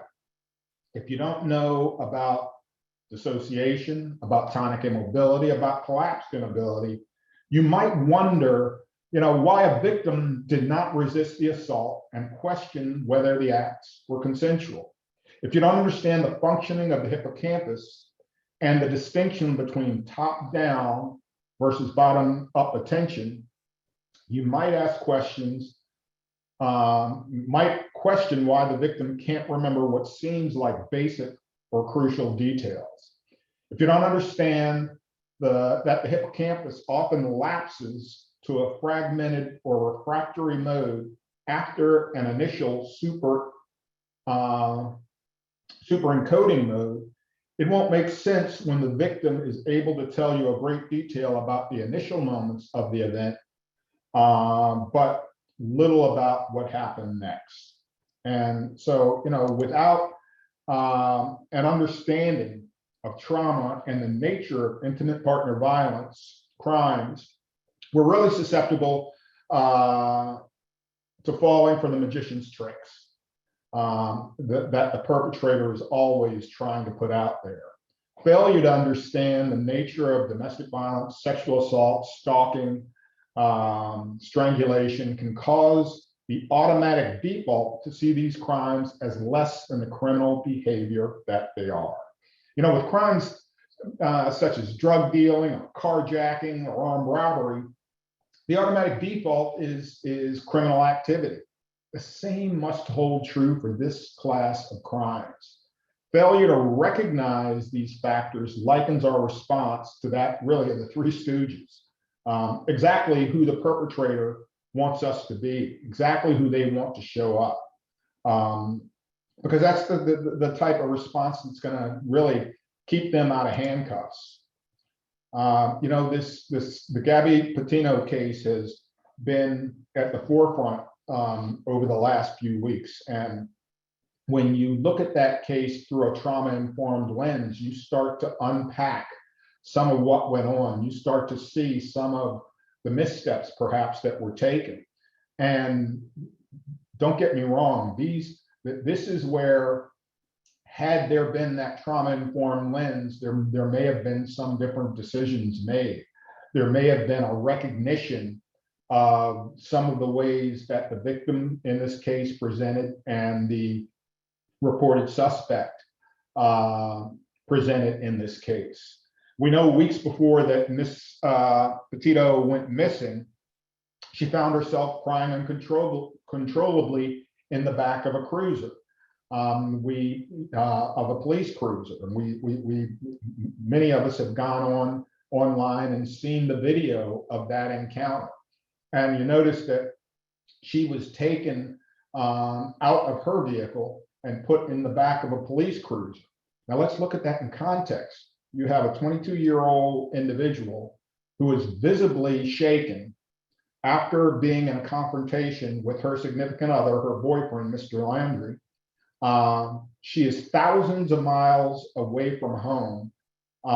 And so all of these things would tell us that this person right now is most likely in a traumatic state, right?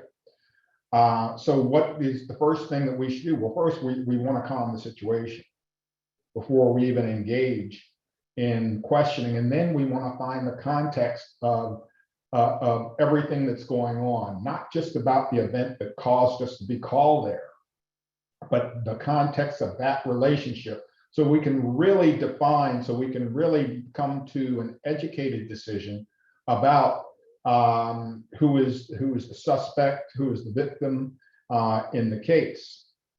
On August 12th, Miss Petito and her boyfriend, Brian Laundrie, fought in front of a grocery store in Moab, Utah.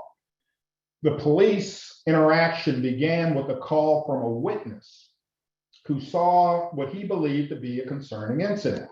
The caller stated, quote, "We drove by and the gentleman was slapping the girl. We stopped.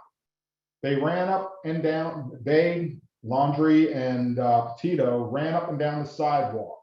He proceeded to hit her, hopped in the car, and they drove off." Another witness called and said it appeared Laundrie had taken her phone, her keys and locked her out of the van.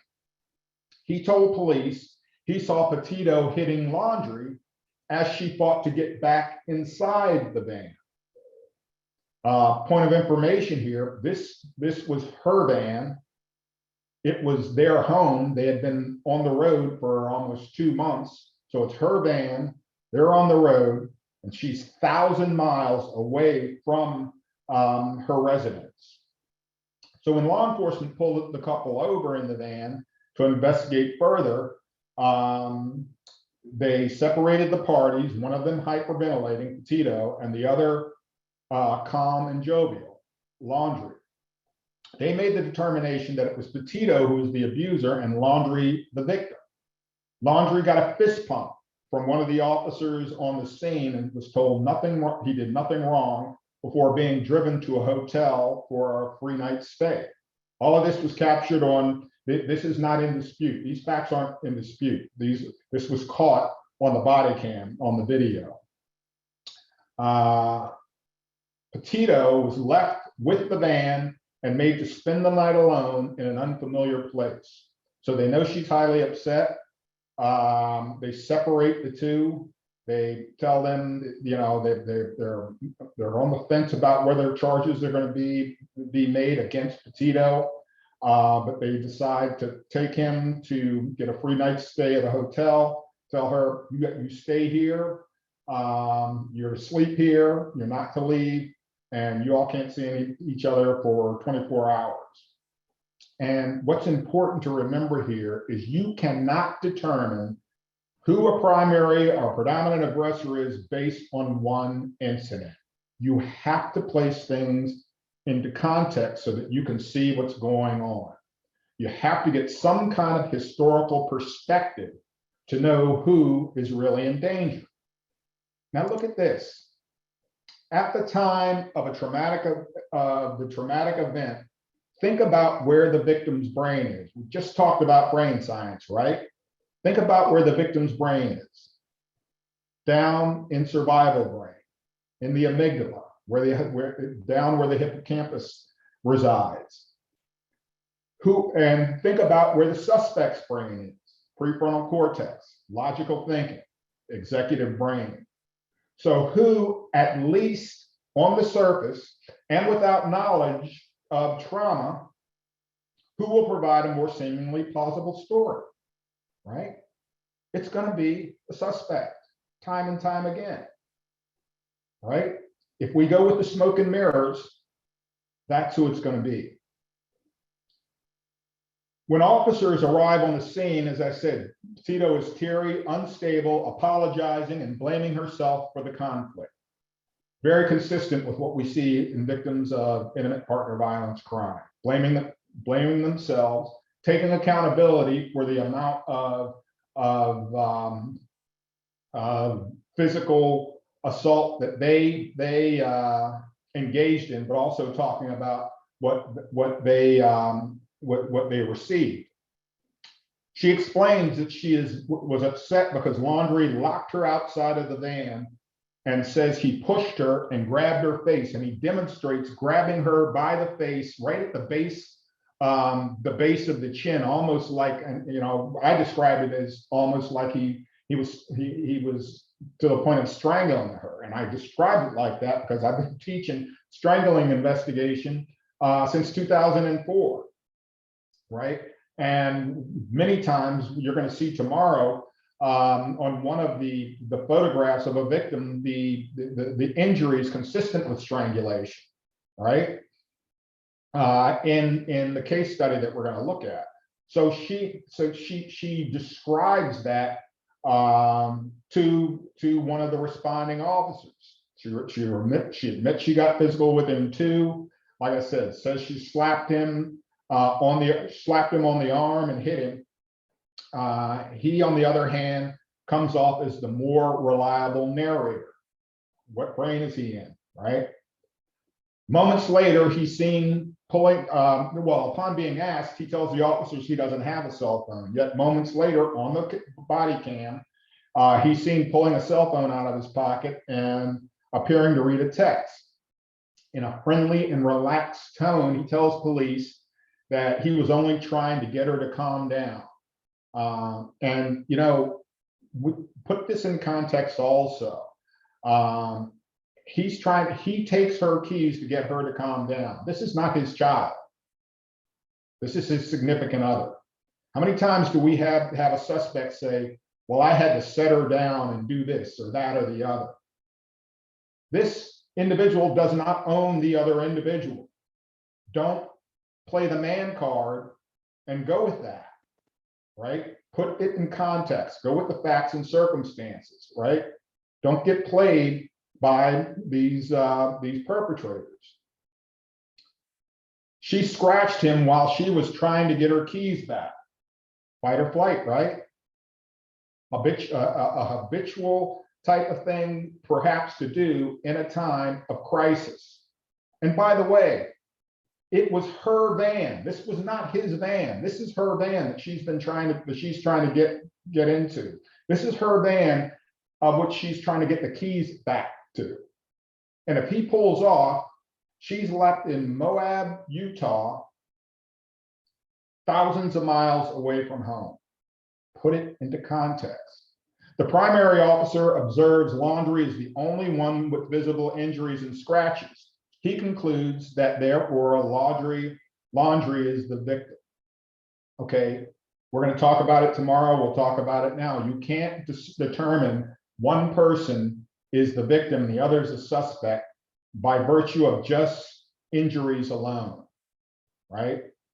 How many of you have injured a suspect in an altercation and come out totally unscathed without a mark on you? You get paid to go home safe. You don't get paid to get hurt, right? So that in and of itself means nothing. Petito is then said to be the aggressor by the officer.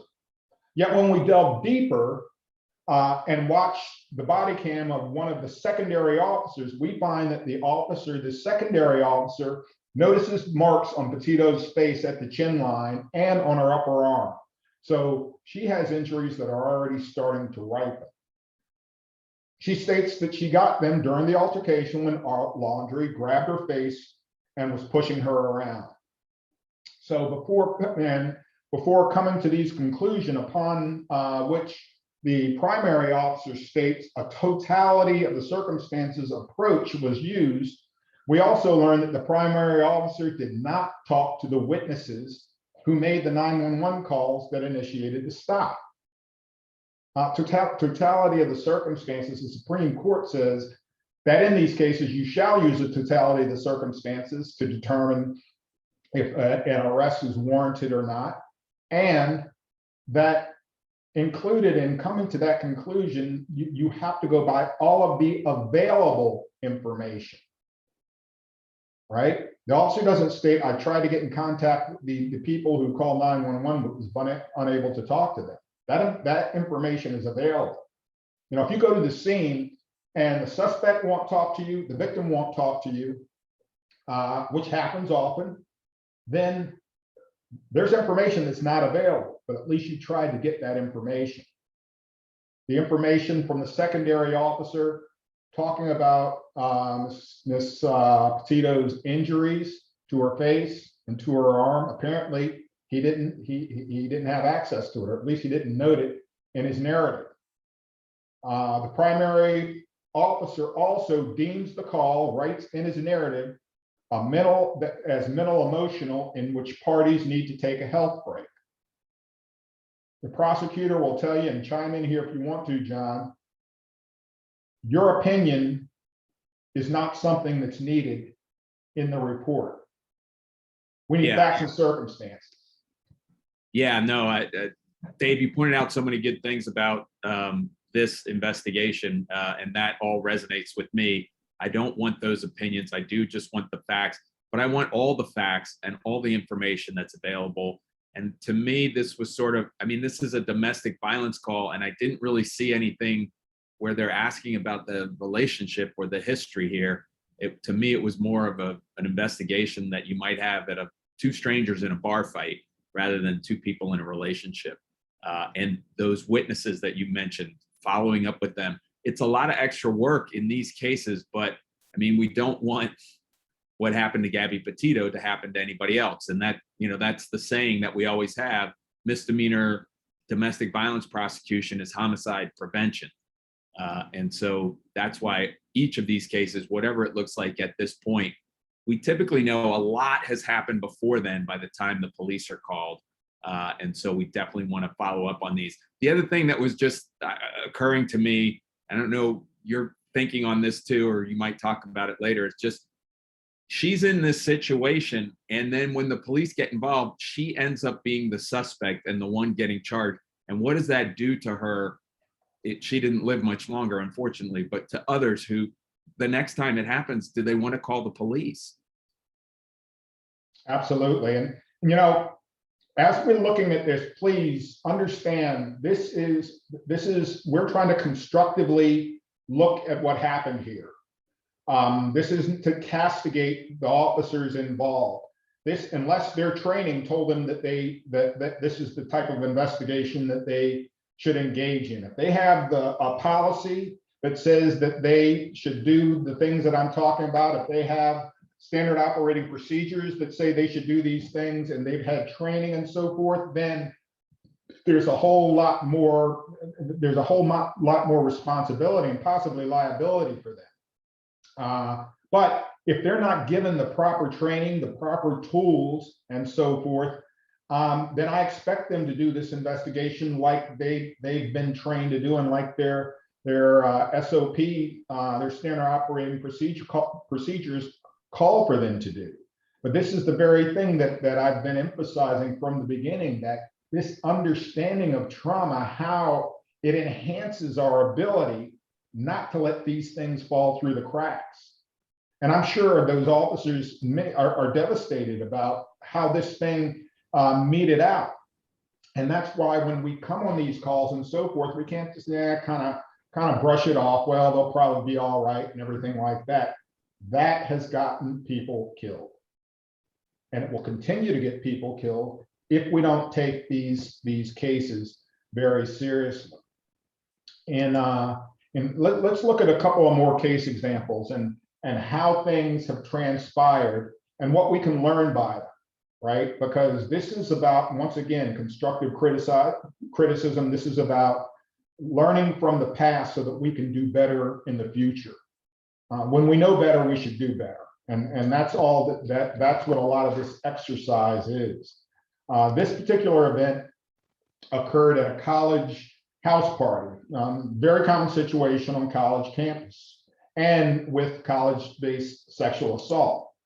20-year-old woman attends a party with friends and meets a guy. He invites her to go up to one of the bedrooms. They're in a frat house and she agrees. They start messing around and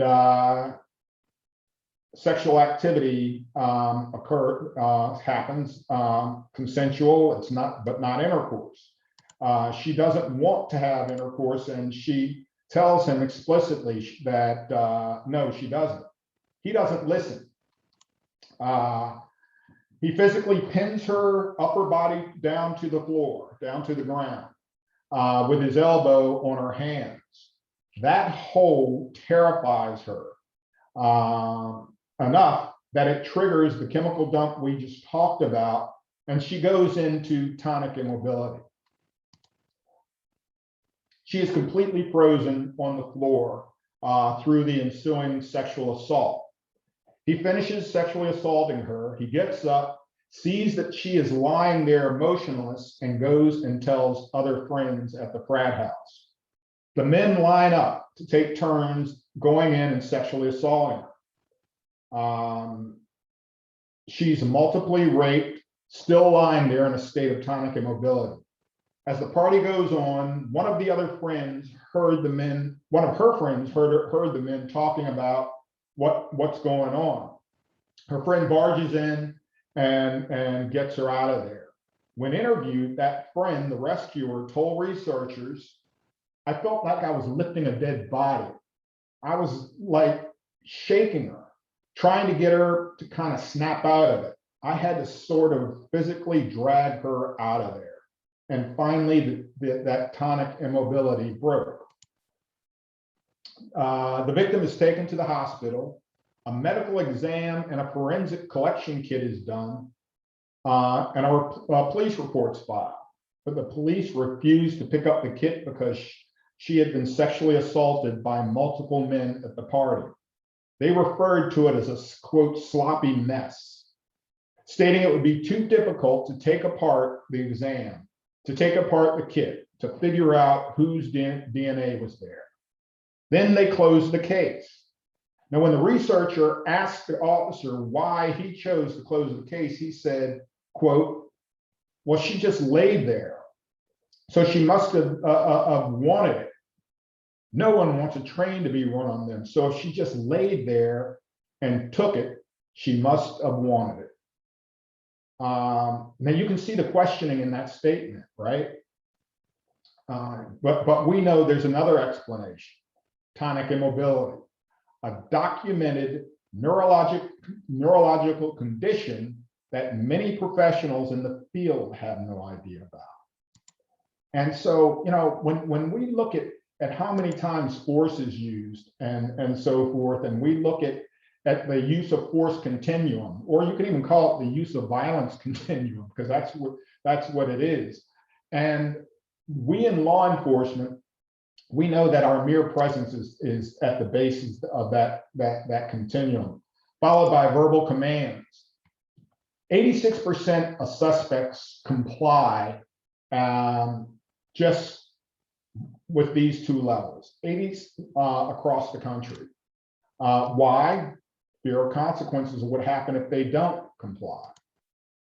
But on the TV and movies, what do we often see? Compliance only happens after violence. You don't see anybody, or you rarely see anybody voluntarily complying. It always goes to hands-on or to firearms being used.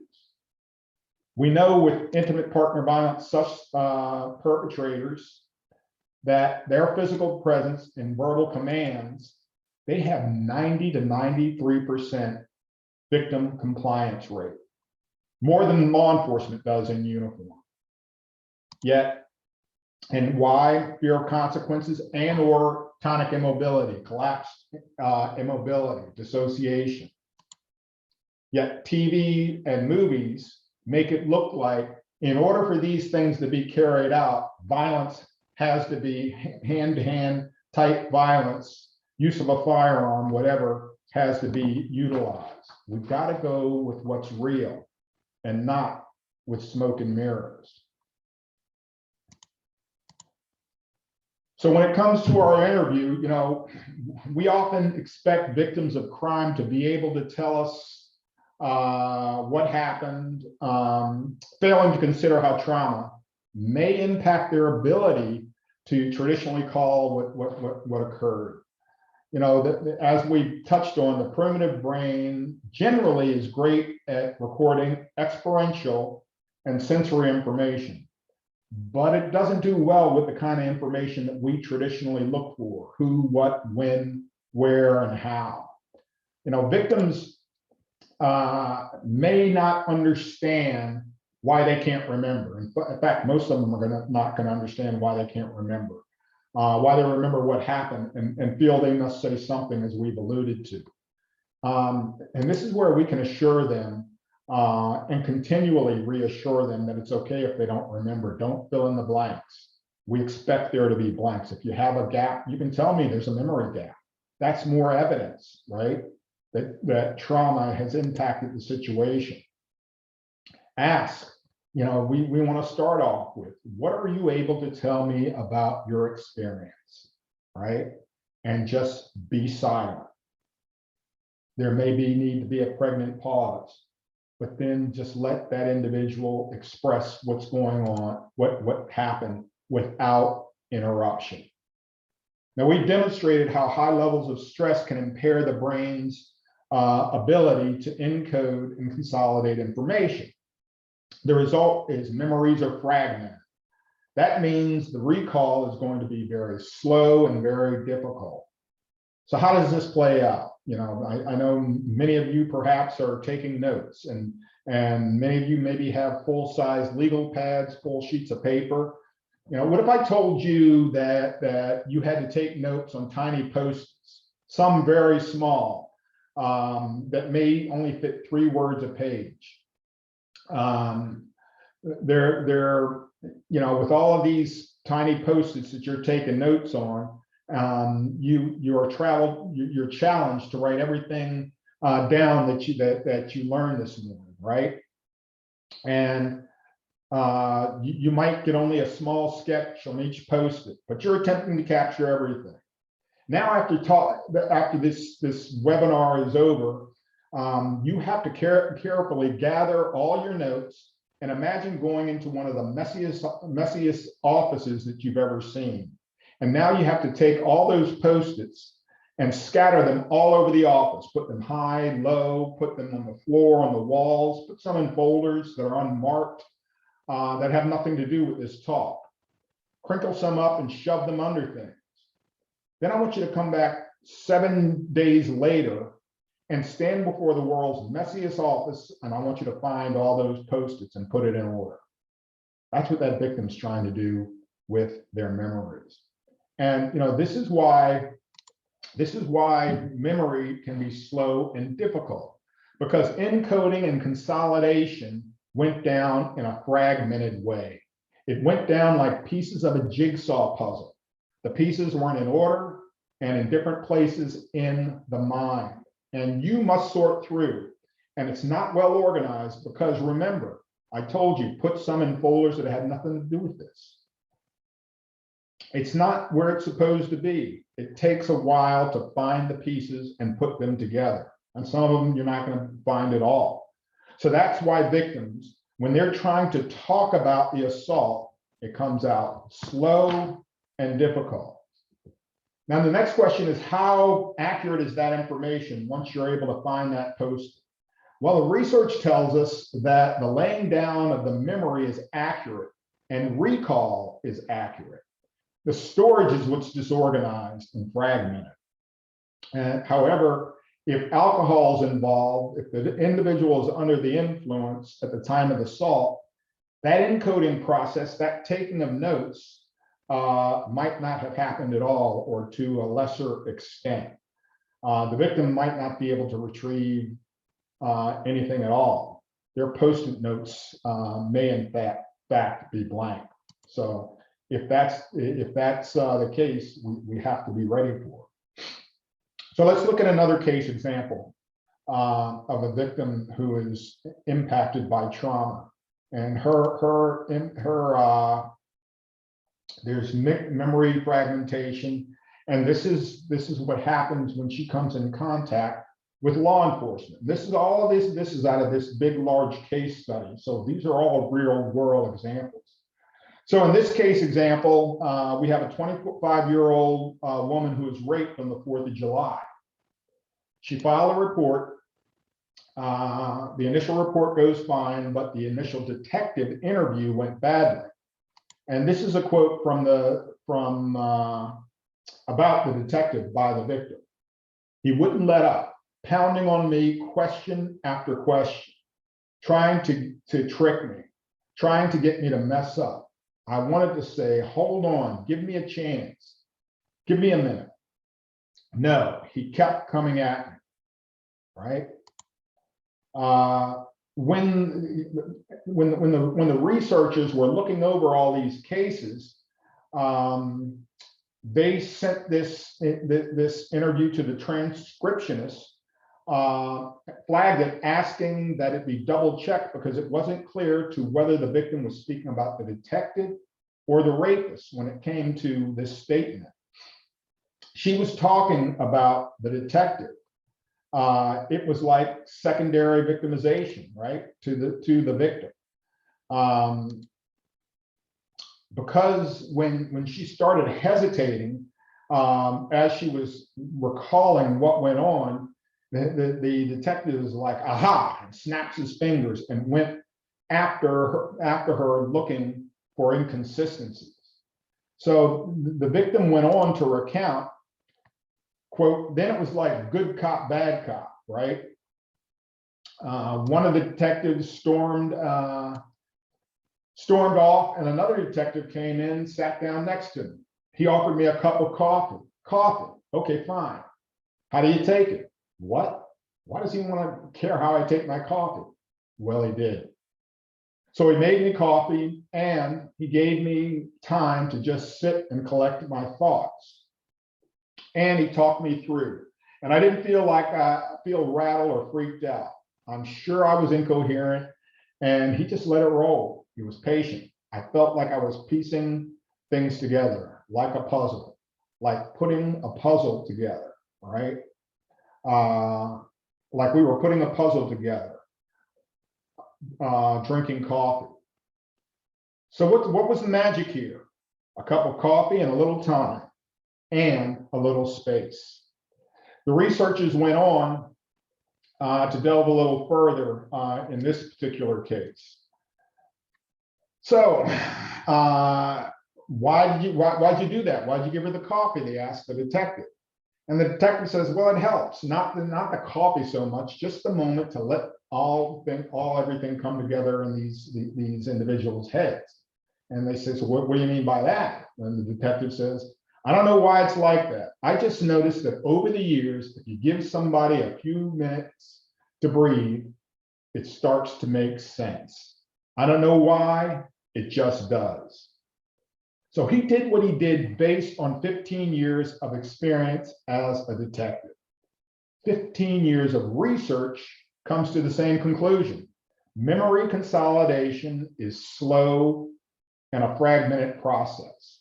It's a documented neurobiological phenomenon. When he slowed down, slowed the pace of questioning, gave her a chance to sort out and find her post-its and put them together, the story started to be more coherent. The researchers weren't finished yet, though. They decided to delve a little further. Well, were you worried that if you gave her some time, she'd just make something up? And the detective says, nah, not really. I mean, some victims lie, but most don't. Besides, if they're lying, we'll catch them at it eventually. I think it's just hard for victims to talk about, and we need to have a little patience. He looked at the case and he said, if it's BS, we'll figure it out, but not right now. He provides a little room, a little time, and the story started to make sense. And he didn't approach it with the assumption that this is wrong, that this is incorrect, that she's lying and making it up. Questions on this case?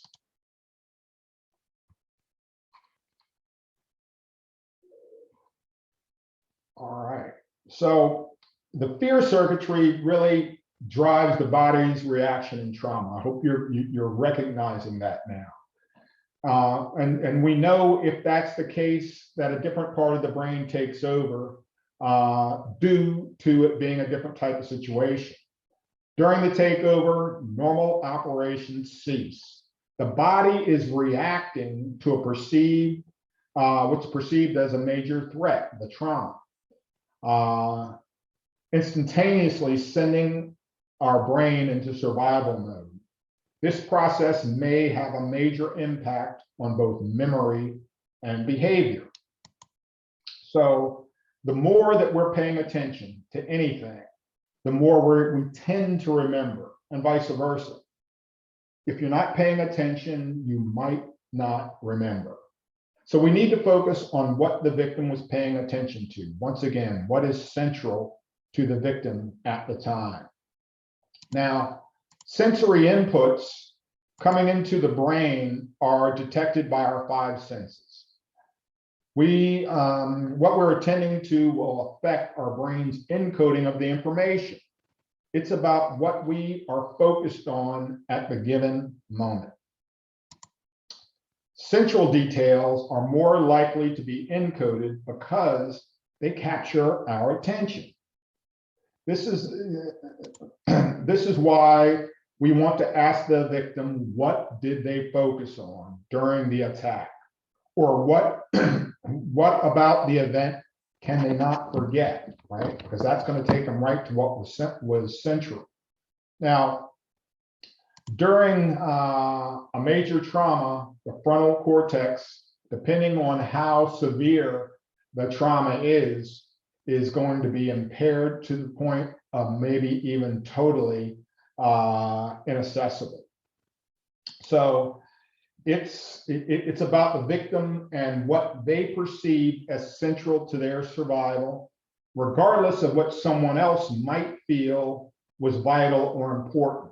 Once again, it's subjective in nature, based on the victim, based on the survivor.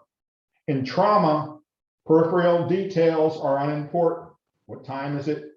What was happening around the room? I continue repeating this. I know I said it, but it's so important to remember. The peripheral stuff doesn't matter. Don't ask about it. We need to know what was central. And that's all that the victim most likely is going to be able to tell us if trauma is a factor. Those factors perceived as insignificant to survival to the victim are thus, or should be, set aside.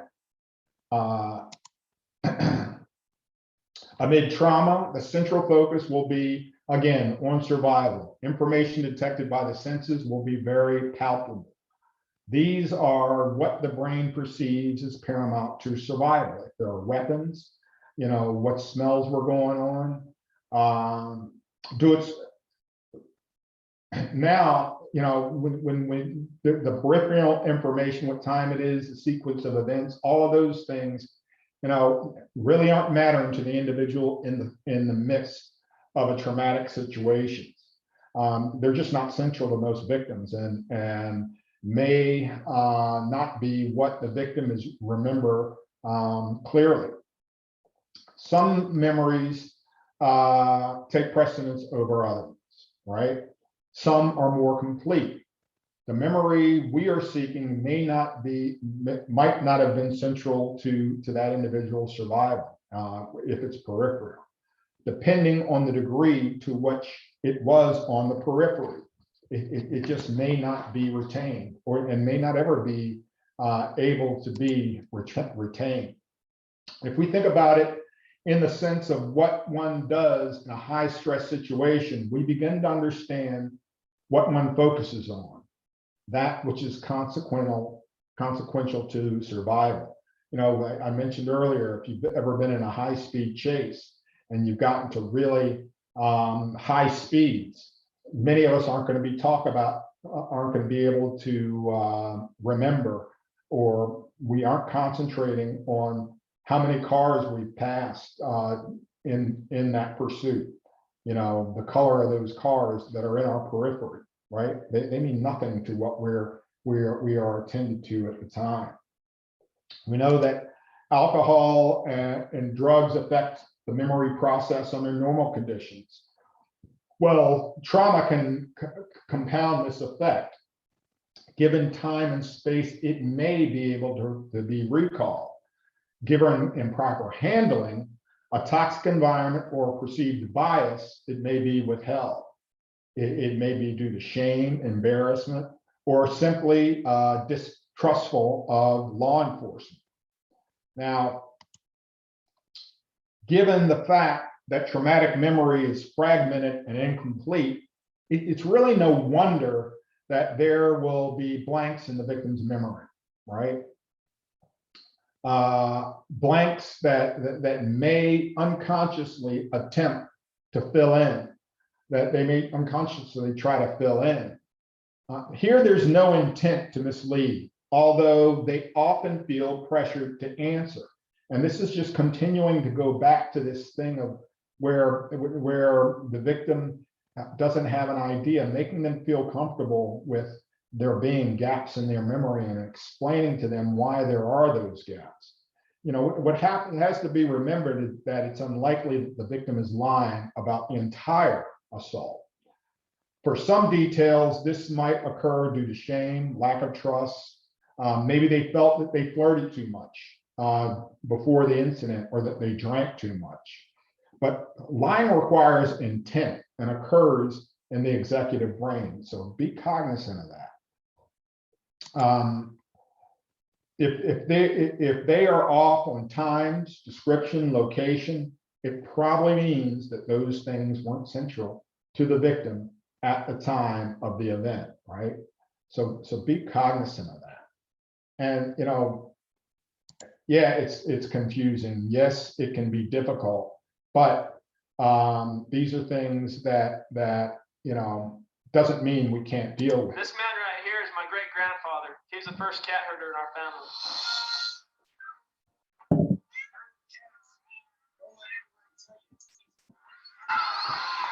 Anybody can herd cattle.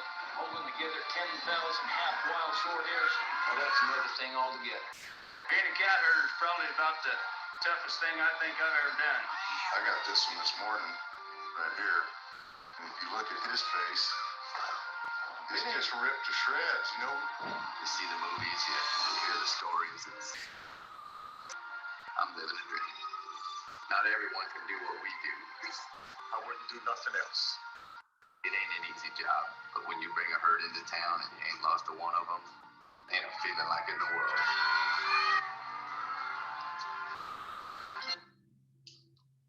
It ain't always easy, right? But that doesn't mean that it can't be done.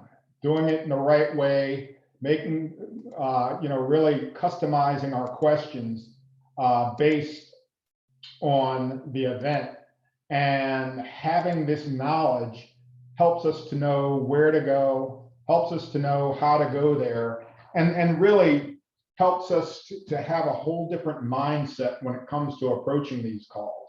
And it helps us to keep the community safe, and it absolutely helps us to, you know, it's like the more we know about this for suspects, the more it's like turning the lights on high and watching the roaches scurry.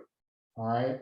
And so we have to also, I mentioned interviews or interrogations before, and the fact that we have to make certain that we're never interrogating victims, that we don't utilize interrogation types of techniques or use those tools that we were taught in interrogation and interview type courses. The profound changes to the brain and the way it encodes information during a traumatic experience means that interrogation types of lines of questioning is not the right context for that class of individual, a victim, a survivor. In our good faith efforts to try to pursue cases, we can't treat them like we would criminal suspects. Techniques like those practiced under the Reed technique, for instance, which is probably the most popular technique, which is the most popular investigatory school sent to, that law enforcement officers sent to, it has to be considered, reserved for suspects, because the focus of these types of interrogation is on the prefrontal cortex, right? And like most law enforcement questioning and interrogation of suspects. The problem with the Reed technique is that it was developed to interview and interrogate suspects, not victims. Individuals, once again, in their prefrontal cortex. In fact, if you look at the proper factual analysis of this approach, it states it will assist investigators in 1, eliminating improbable suspects, 2, developing possible suspects or leads, 3, increase the confidence in identifying truthful or guilty suspects through the interview process, and identifying proper interrogation strategies. Now, in law enforcement, it's common to consider inconsistent statements as an indicator of lying. But according to Russell Strand, one of the leaders in trauma-informed investigations, nothing could be further from the truth when stress and trauma impact memory. The techniques that are utilized with suspects are to bring to bear pressure about that which that suspect should feel guilty about. As the theory goes, you're sweating the individual to get to the truth. You're in pursuit of a confession and manipulating things to make it more likely that the suspect will comply. It's another aspect of power and control, that's utilized by one in order to break down the other. Now, the Reed technique is a method of questioning subjects and then attempting to assess their credibility. The subject's behavior is then used, behavior as a result of that questioning is then used to see if they completed or believe that they committed the crime in question. The Reed 9 steps of interrogation are then utilized to persuade the subject to tell the truth about what they did. Now, behavioral analysis under Reed is based on what one does if they are lying or feeling guilty about what is being inquired about. Behaviors resulting from traumatization aren't considered, which could very well result in a false positive. Some say, well, what if a suspect's been traumatized in the past and everything? Well, we're not talking about the past when the suspect's been being interrogated. We're talking about the event at hand, all right? And that's when that suspect is in their prefrontal cortex. Now, in utilizing this technique, we have to get to the essence of the behavior being exhibited. We can't assume it's occurring due to one thing or another. We have to engage in critical thinking to get the answer. And, looking at the technique, Ted Bundy was masterful at consistently exhibiting these types of behaviors. And under Reed, these are truthful types of ways to present. Whereas victims traumatized by intimate partner violence, domestic violence, sexual assault, stalking, strangulation often exhibit these types of behaviors. This class of criminal are master manipulators who bank on those they encounter, going with the magician's smoke and mirrors. Awareness of the potential effects of trauma assists us in clarifying assumptions and viewing behavior in context based on everything that's going on. The Reed technique of interviewing and interrogation is now the most widely used approach to question subjects in the world. It is utilized by federal, state, and local, as well as foreign law enforcement, as well as numerous large private corporations. But we need to utilize it in the proper situation. Once the possibility of trauma enters the picture, it has to be accounted for. During the event, if someone was traumatized, as I just stated, they're going to be in their limbic system or down in survival brain. During that same event, if someone was predating, we know that they're going to be up in that prefrontal cortex in their executive brain. Once again, on the surface, thus, who's going to be more likely to provide a convincing interview to someone who's not trauma informed? It's real important that we know that. It's also important that we realize how trauma impacts us, those of us in law enforcement, those of us prosecuting cases, right? Those of us working with victims. Trauma causes to anybody short-term memory impairment. This is supported by the research.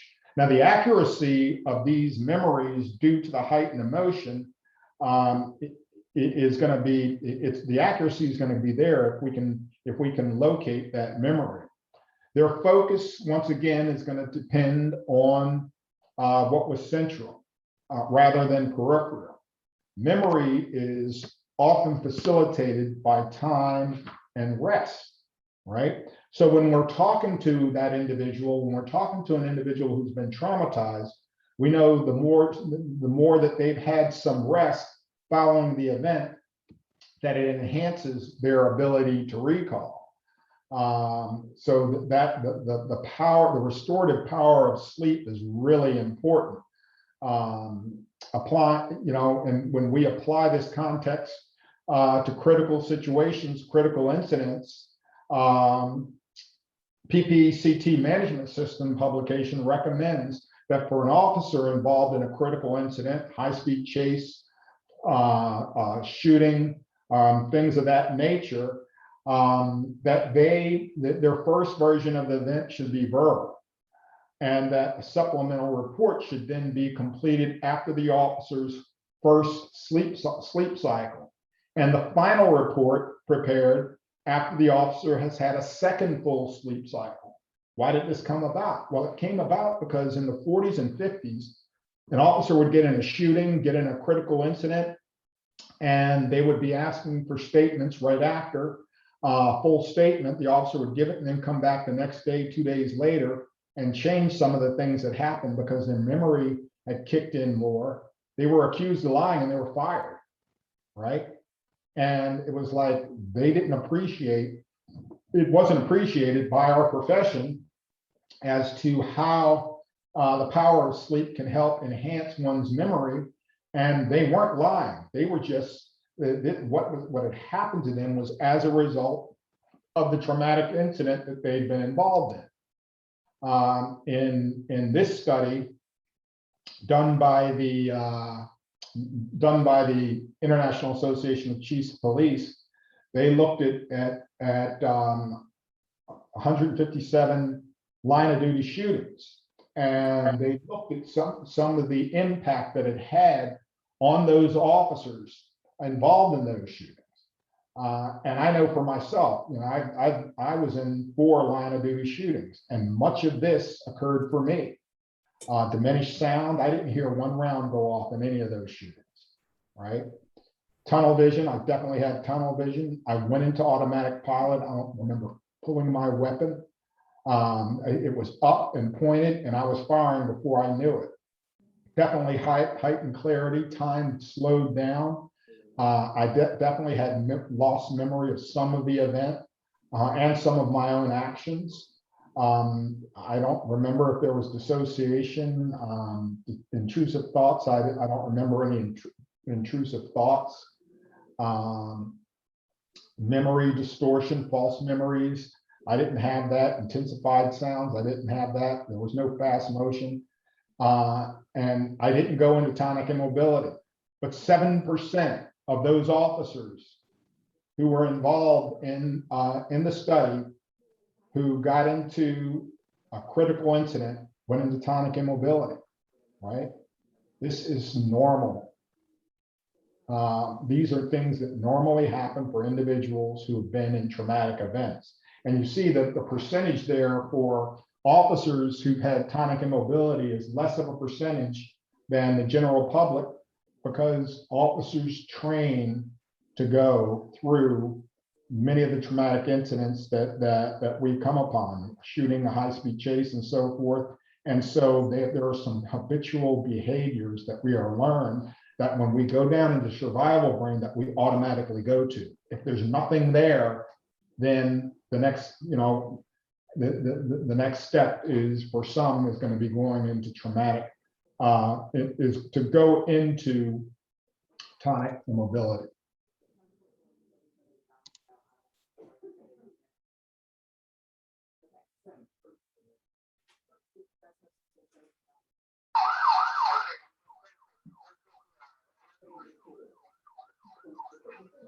A third officer reaches the crime. His name is Eric Barnett, and his presence will prove. What the officers don't know is that these kids have been on a multi-state crime spree. To add Georgia to their units.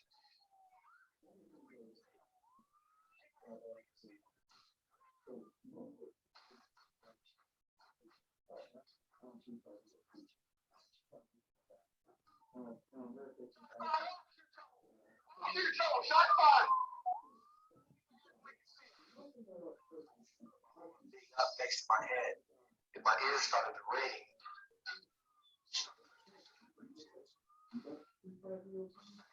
This is his face by insurance.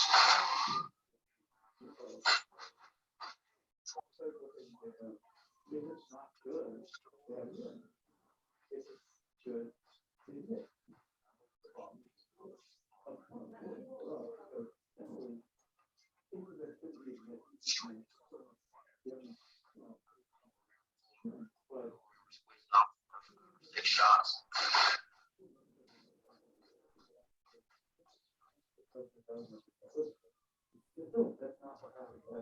Stops.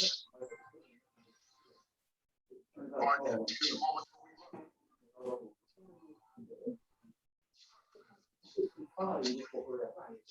Now, we're going to address that.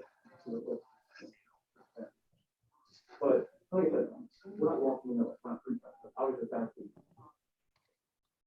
would we ever get to that point where we don't want it? We don't take what for ourselves.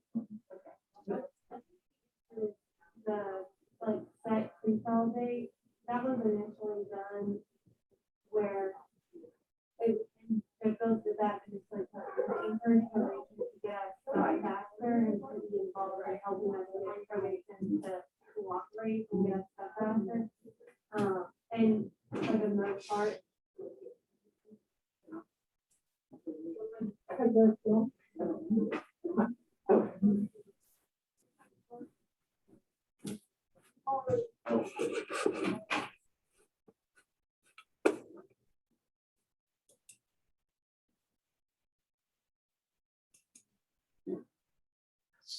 So Dave, I don't know if you're still there. The sound wasn't really coming through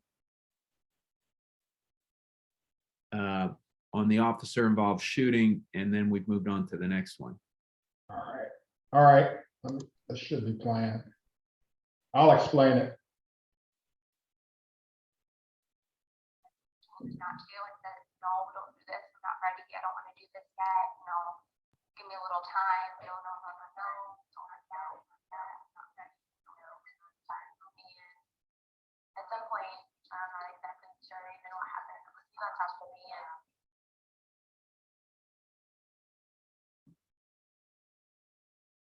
when I was 13, I was raped by my boyfriend. I was 20 years old. Actually, the guy, I met him through a friend. I just cried, and I don't really know how long it lasted because they kind of blinked out, but he did whatever he wanted to do, and I just went somewhere else. And I have to relive that every time something goes wrong, or I don't feel control, or I feel uncomfortable. Even just going out, having a guy come up behind me and put his hands on me and just want to dance is probably the most disgusting feeling in the world for me, because I just feel so violated.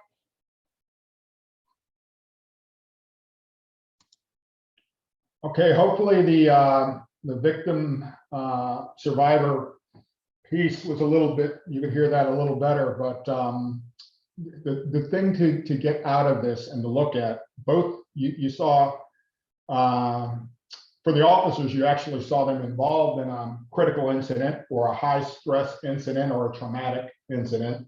The victims both described traumatic incidents that occurred for them, both of them being raped. And what you find parallels in the statements that they made. The one officer who got shot talked about, well, one of the officers talked about he didn't remember pulling his weapon, right? Or getting all the shots. The victim states, one of the survivors, the victim states, they're not sure what happened, right? The officer states, I don't remember squeezing off the first 5 to 6 rounds, right? Something that, you know, most people would think, I'm sure if I'm in a shooting, I'll remember how many rounds. I remember in the first shooting that I was in, I definitely had no idea how many rounds I fired off. In fact, it was in 1987 and we had revolvers at the time. And I remember firing dry and then going to dump my brass and putting in new loads. But I probably dry fired 4 or 5 times before I realized I was empty. I had no idea how many times I shot. I didn't realize that I went through 3 speed loaders during the whole thing, right? The victim states, I don't really know how long it lasted. And think of any of this. Think about what was central to their survival at the time. There's probably things that you could ask both of them about the incidents that they'd be able to clearly remember, right? The one officer dissociated, right? He said, at the end, he said, I had a vision of my wife at my funeral. He said, screw that, right? But that's what he had a vision of. He dissociated as he's laying there on the ground, shot during the confrontation. And you know, you have the victim dissociated of the survivor of the sexual assault, who stated, I kind of just blanked out. I just went somewhere else, right?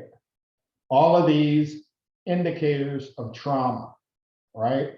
Trauma, you know, and again, this is something that's subjective. This is something that perhaps you in the same situation wouldn't have been traumatized, but these individuals subjectively felt they were going to die, that they would be annihilated, that they were overwhelmed by the event. And that's what occurred. And both of them went to what was habitual or reflexive in order to deal with the situation at hand. Any questions on any of that?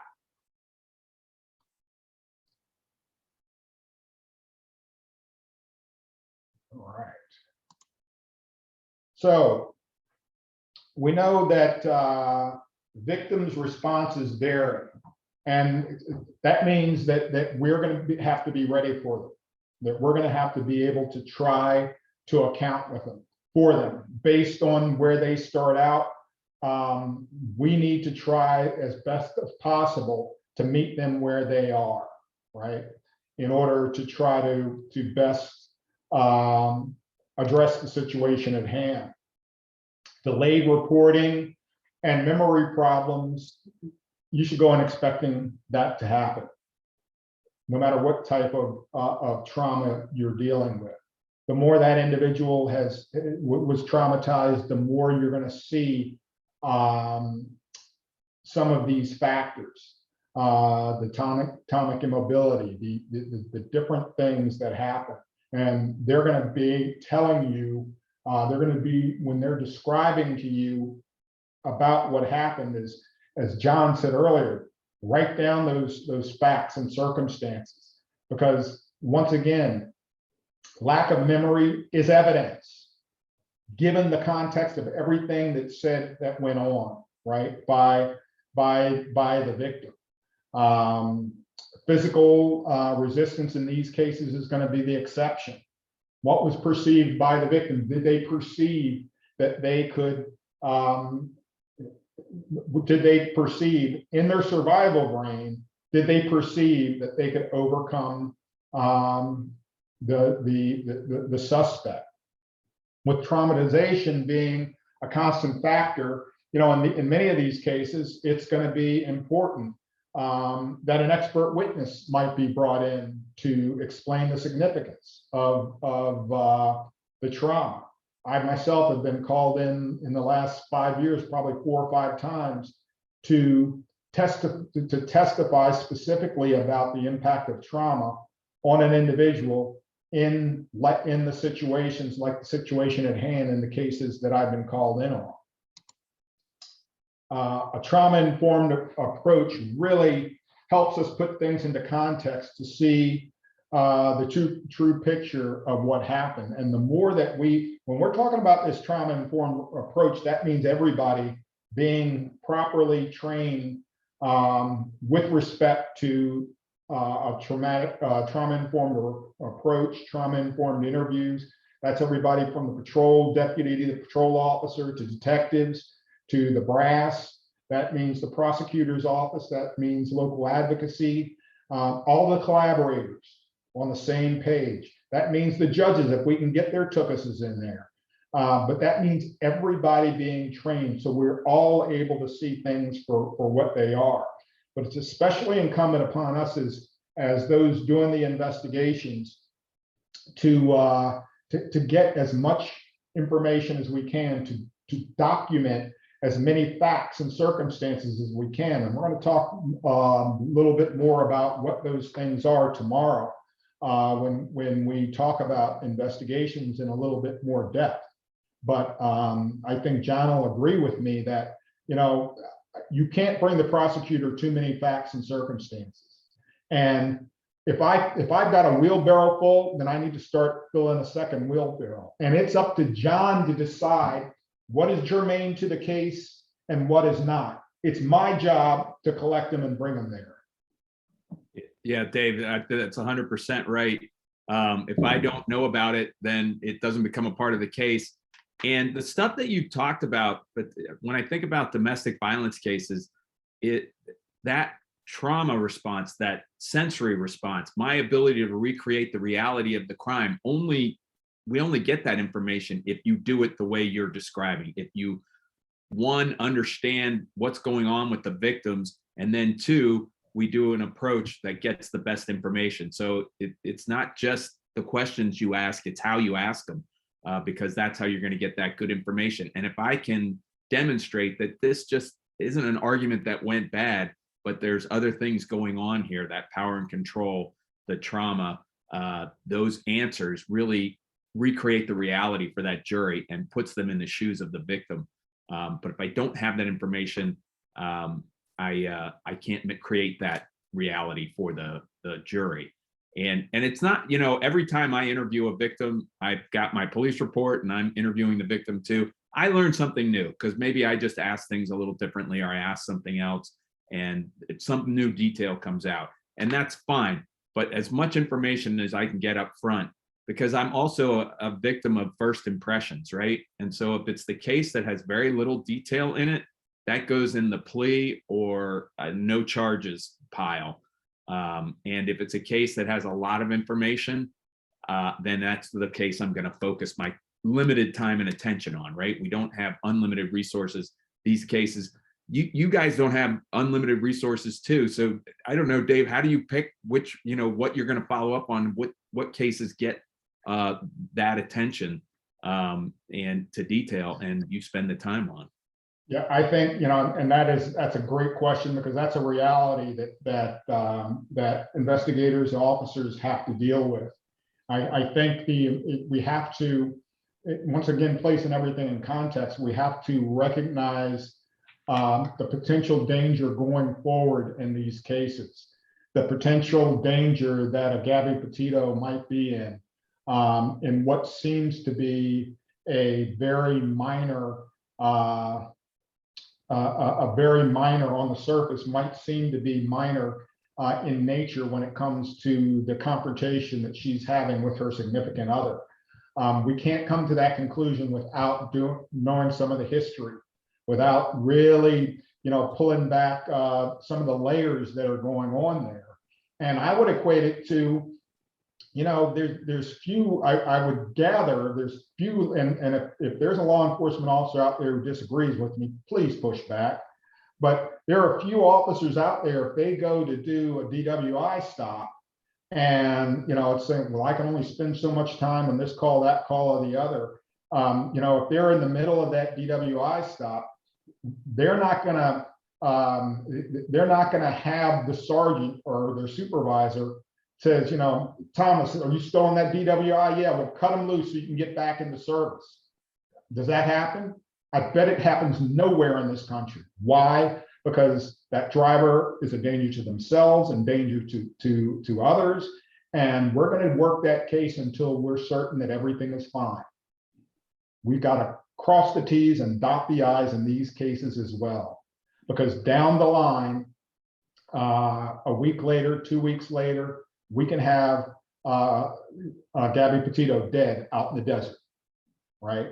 And this isn't, blowing smoke. This is a reality. We don't know how many other cases like that have occurred, right? Because nothing has been documented that closely. And we were lucky in this case to have the body cam video. So this is a learning opportunity for us. This is where we're using constructive criticism in order so that we can all do better, but not taking these cases seriously, every one of them. If it's my family member, I want you to take it seriously, right? I want you to take it seriously at the misdemeanor level. So as you kind of pointed to, it doesn't graduate to the felony level or to, God forbid, a homicide, right? We intervene early enough, we may be able, that's what better intervention is all about, getting that individual to a place so that they can be a healthy part of the relationship. There's a lot of good things that can come out of this, with proper intervention. That's why we're collaborating with others in the community to try to make the community safe for everybody involved. So, that good sound investigation, it is worth the investment. And the more information that I get, the more that I have conversations with my prosecutor. When I was running the domestic violence unit, we had face-to-face meetings once a week. Those of us in the unit, I was head of the unit, so I was having face-to-face with the prosecutor who was head of their domestic violence cases once a week. And we were talking about, the quality or lack thereof of the reports we were handed in. We were talking about the quality or the lack thereof the cases that the prosecutors were taking forward.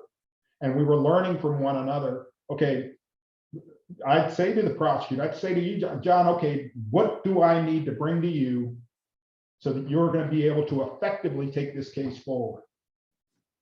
And we even went back and we we made adjustments to the supplemental form that we're going to go over tomorrow. But the supplemental form that we utilized in the beginning, we changed because of meetings that I had with the prosecutor, right? So that it was a true evidentiary form. So everything on there mattered. So it wasn't for statistics or data. It was to be able to take that case forward if the victim chose not to participate in the prosecution, right? And so we made certain that all those things mattered and that everybody was doing their part and playing their part. So, you know, it's all incredibly, it all fits together well when we're doing it right. And we can get it right. You just talked about getting the impression of the case. And, you know, there's all kinds of impressions that are obtained. And, you know, that victim's impression of us, the way we approach the case, you know, most of these victims are used to having to read a situation by virtue of having to survive the environment that many of them are living in. And they can read when we don't want to be there. And they can read when we're not taking the case seriously or when we don't believe them. So their impression of us matters. And we have to take these cases as seriously as we do other crimes. And the research informs us that wherever that victim enters the system dictates whether they're going to participate in the investigation. So, you know, we've got to be professional. We've got to do all we can to make the law keep its promise, because what we get from them is directly related to the touch and sensitivity that we put into working with them. You know, we know that people tell us what we want to know in accordance to that relationship. So a sound interview, it isn't as much as about asking questions as creating that climate that's comfortable for others to share information with us. So we have to invest the effort and the time. And that means doing that good information, taking the time, using open-ended questions, such as, you know, starting, you know, when you're ready, can you tell me everything you are able to about what happened today? And then let silence be your interviewing tool. And be patient, allow that individual time and space. And as this happens, you're going to find a large amount of information will often be provided, some of which won't be needed, but, you know, we'll filter through that. What we're listening for are those golden nuggets of information, those things to follow up on, to ask more about, and what that individual paid attention to, because that's what they're going to be most likely to remember. Because we know if they're not paying attention, they're probably not going to recall it. The old just the facts, ma'am, just the facts doesn't work in this environment when it comes to getting information from the survivor, information from the victim. But the victim is more likely to be able to recall our particular details hidden within emotions or the significant moments that they've experienced. So, you know, it means that we want to stay away from victim blaming questions, right? That's not to say that challenging questions shouldn't be asked, right? Who, what, when, where, and why, they've got to be asked at some point. But it's incumbent upon us to ask them in a trauma-informed manner. Before asking these questions, we also want to be sure that we explain to the victim why we need to ask these questions. And then, you know, if let's say the victim reported, a rape victim discloses that they took off their own clothing during the event. Instead of saying, why did you take off your clothes? Couldn't we say, can you tell me what was going on in your mind when you took off your clothes? Much less threatening, right? And it's getting to the same point. Instead of asking, why didn't you report this right away? We know the vast majority of the time in these situations, it's not going to be a timely report. Can we say, can you tell me your thinking on when to report the event? or on when to report your experience. Instead of, why didn't you scream or fight back? We can ask, what was going on in your mind when you realized that you were in danger, right? Simply taking the question, asking it in a way that's victim centered, that's trauma informed. During a traumatic incidents, in the survival brain, we tend to focus on, again, what was central to survival. Questions that zero in on these aspects of the event are key. What was the most difficult part of the experience for you? And just let them talk. What about this experience will you never forget? And just let them talk. Once again, as golden nuggets come out, can you tell me more about that? Can you tell me more about that, right? Letting them paint the picture. We want to ask follow-up questions on potentially significant moments. I'm sorry.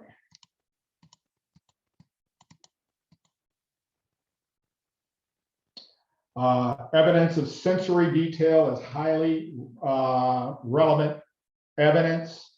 The specificity that this category of evidence provides strengthens the credibility of any witness testimony. That lamp that I talked about, if that's what they concentrated on, and I'm documenting, all of this about the lamp and so forth, it goes to why that individual was in fear. It goes to why that individual may have decided it was safer for them not to fight back, or why they went into tonic immobility. It goes to help the prosecutor when the prosecutor is trying to piece this together and try to explain, to oppose this defense attorney who says, well, she could have left if she wanted to, or if it was consensual, or she wouldn't have just laid there and so forth. It gives the prosecutor ammunition to be able to show that no, that wasn't the case. It puts things into context. One of the prosecutors who we've done a lot of work with over the years, Ann Munch, talks about if fear is in the room, it's not consensual, right? And think about that. If fear is in the room, it's not consensual.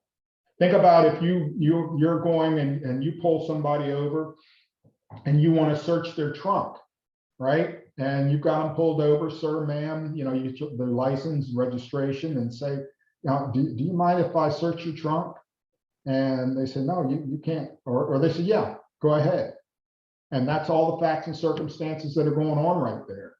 It's more than likely that that will be seen as a consent search of their trunk.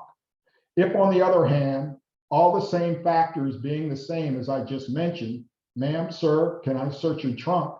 Only this time, the only difference is you have two officers standing in front of the car pointing shotguns into the vehicle, and the individual says, yeah, go ahead and search the trunk. That's probably not going to be seen as consensual. There's coercion there, right? And so, getting all of this information is so important when it comes to really crossing the T's and dotting the I's. We want to ask, can you tell me what you saw, what you heard, what you smelled, what you tasted? Because we know those senses are accentuated when it comes to a person being traumatized in their survival brain, right? And so we're going to ask questions that go to the part of the brain that was present during the event.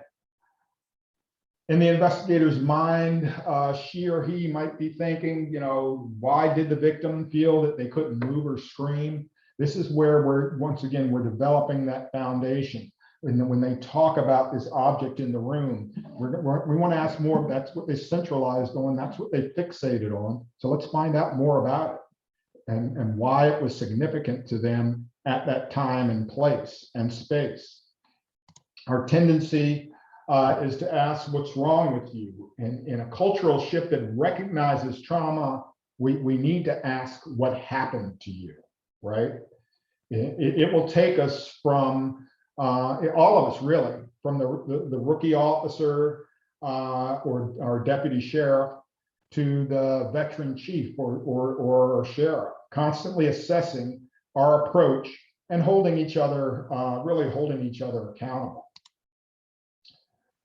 You know, and when we close our communication with the victim, it's really important, as in all other parts of the way we close is important, as every other aspect of our investigation. And we need to inform them how we will follow up with them, and ask them how they would be most comfortable with us following up with them. Ask them how they would like us to contact them, and how they would be most comfortable with us communicating with them in the future, right? Giving them more agency. If you haven't connected with them with an advocate, advise them why this is important and how to do so. And if they want us to do that warm handoff to the advocate.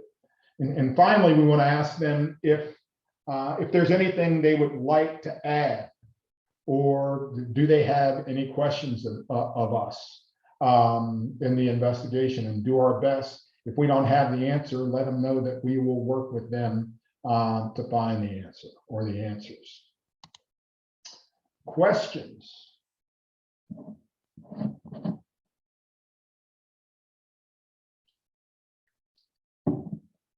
If anybody has questions, go ahead and chat them in. Dave, I had a couple of questions. So you said at the beginning that this trauma-informed approach is going to help you on any type of crime you're investigating, any violent crime anyway, that, you know, has that trauma element to it. And so we talked a lot about sexual violence in these cases, but this is all applies to domestic violence as well. Not that you can rank trauma, but no. And the reason it doesn't even have to be a crime of violence. If the person, if the individual is traumatized by the event, and I say it doesn't even have to be violence, because I've had, and some of the deputies, some of the officers in the training probably could attest to the same thing. I literally have had individuals whose home was burglarized, who were as traumatized by somebody being in their personal space and everything, who were as upset and as traumatized as some domestic violence victims and sexual assault victims that I've had. You have people who are traumatized. You had people, you know, that's why they say it's the subjective experience of the objective event, and witnessing the event can be just as traumatic. You actually had people on 9/11 who watched the towers fall from the West Coast, who were more traumatized by seeing that event than people who were at ground zero. We had to start getting, they had to stop after a while, they had to stop showing the towers falling over and over and over again in the immediate wake of that event, because of not only the traumatic, the traumatic effect it was having on adults, but on the more traumatic effect it was having on kids. Kids don't have the same cognitive abilities as an adult because their brain isn't fully developed.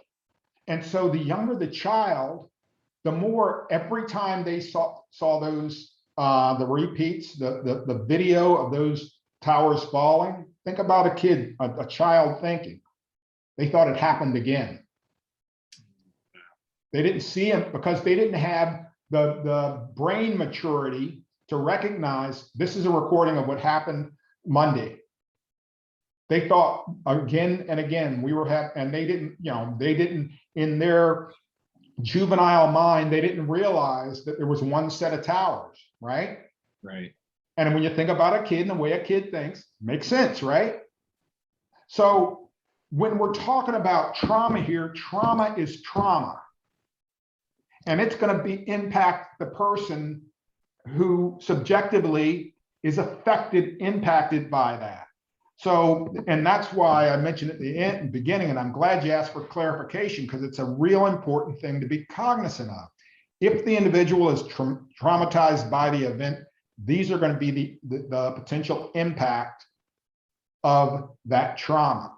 Thus, we have to adjust the way we approach them in order to be able to work with them and help them the best. Yeah. And it also, just in my experience, just again, as you're talking through this, domestic violence cases were often really tough, frustrating cases, right? I'm trying to help someone.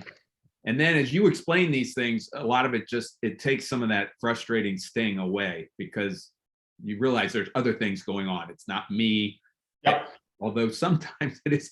When you were talking about the example of the victim who said the one officer was forcing her to answer, doing terrible, stormed off and things like that. I mean, I've had victims also say to me, gosh, he was so cold, and like, I'm just trying to do my job. I'm not trying to be mean or do anything.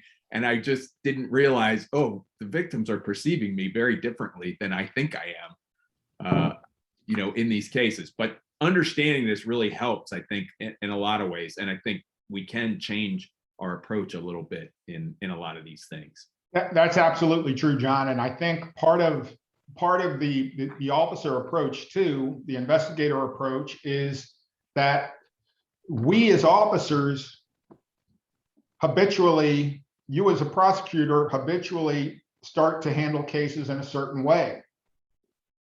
And we revert back to that habit when we have future cases. So in our mind, we might be thinking we're handling it in one way, but implicitly, unconsciously, we're actually handling like we have become accustomed to handling it. It's only when we stop and look. I mean, some of these officers we've had out in Missoula, Missouri, they did a whole revamping of their sexual assault investigations approach and so forth. And they started looking at some of the body cams of interviews and so forth.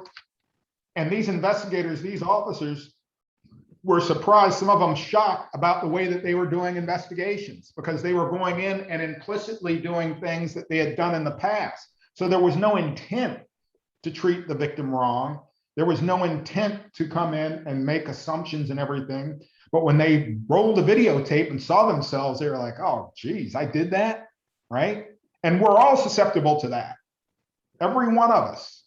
And so it causes us to hopefully pump the brakes, slow down, and really with a fine-tooth comb, try to look at what we're doing. It causes us to have to get our fellow officers, our fellow deputies to help us be honest about what's going on, to help have them critique how I'm doing, right? A second set of eyes.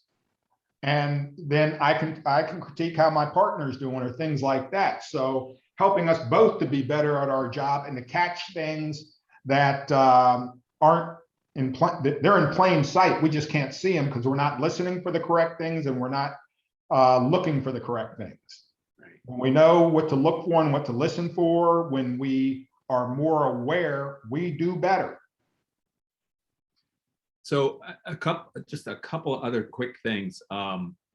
Because a lot of this has been framed through the lens of sexual violence and things like that, of course, it made me think of the overlap between intimate partner violence and sexual assault. Yeah.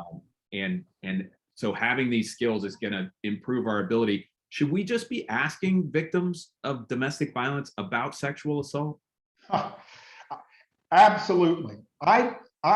You know what, and you might have heard me say this before, but I really think that anybody who is investigating these calls, any officer, any deputy, needs to, once we get the individual in our crosshairs, once there's a reported sexual assault, a reported domestic violence call, or reported stalking call, we have to treat that case and handle that case just like we handle a search incidental to arrest. I bet every law enforcement officer watching this will agree that incidental to a lawful arrest, they're supposed to do a search, starting at the top or at the bottom, whatever they want to stop, going all the way down the body. If they find one weapon, their search is not over. Their assumption is if I find one weapon, there's two. If I find two weapons, there's three.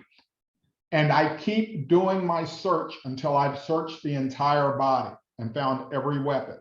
We do that, we're supposed to do that every single time, right? And even if on 15 people, we don't find any weapons, on that 16th person, we're going to do a good complete search and send them to arrest.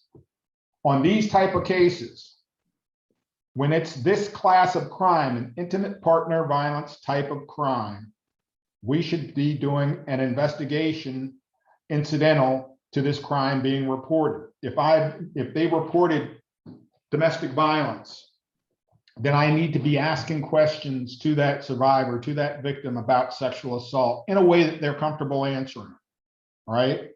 Ma'am, has she done anything that, or had you do anything in a sexual nature that you didn't want to do? You know, I should be asking questions about stalking. I should be asking questions about strangulation. I showed the stats during the training. You'll see them again tomorrow. Half the time, if that victim is being physically abused, they're being sexually assaulted. Why didn't we find out about it? Ask any advocate who works with that same victim. You ask an advocate, I lock a suspect up and I interview the victim. I interview the suspect. I do a good supplemental. I'm handing stuff off to you. I'm making sure that I did everything, and that I do that warm handoff to the advocate. And the advocate interviews the victim, and the victim discloses to the advocate that they were sexually assaulted as well.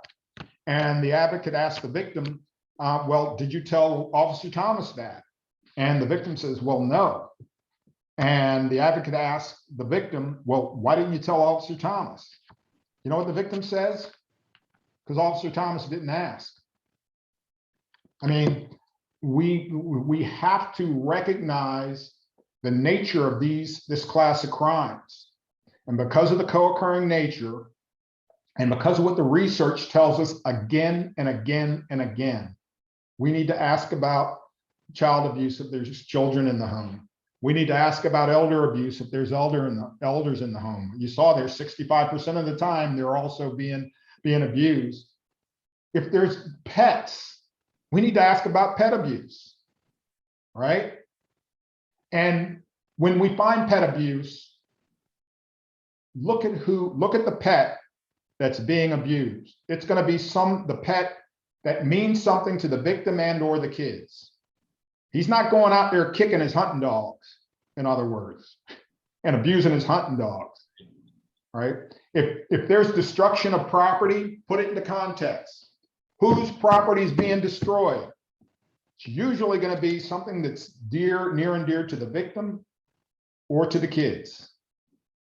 He's not going out there, he's not going into the garage and kicking over his Harley, right? Put it in context. All of these things start to make sense in context. Yeah, no, that's awesome. The other couple of things, how often after you leave the scene and write up your report, is there additional investigation to be done? Not enough. Oh, how much? Usually there's going to be additional investigation to be done. One reason, because as I stated, when we talked about giving the victim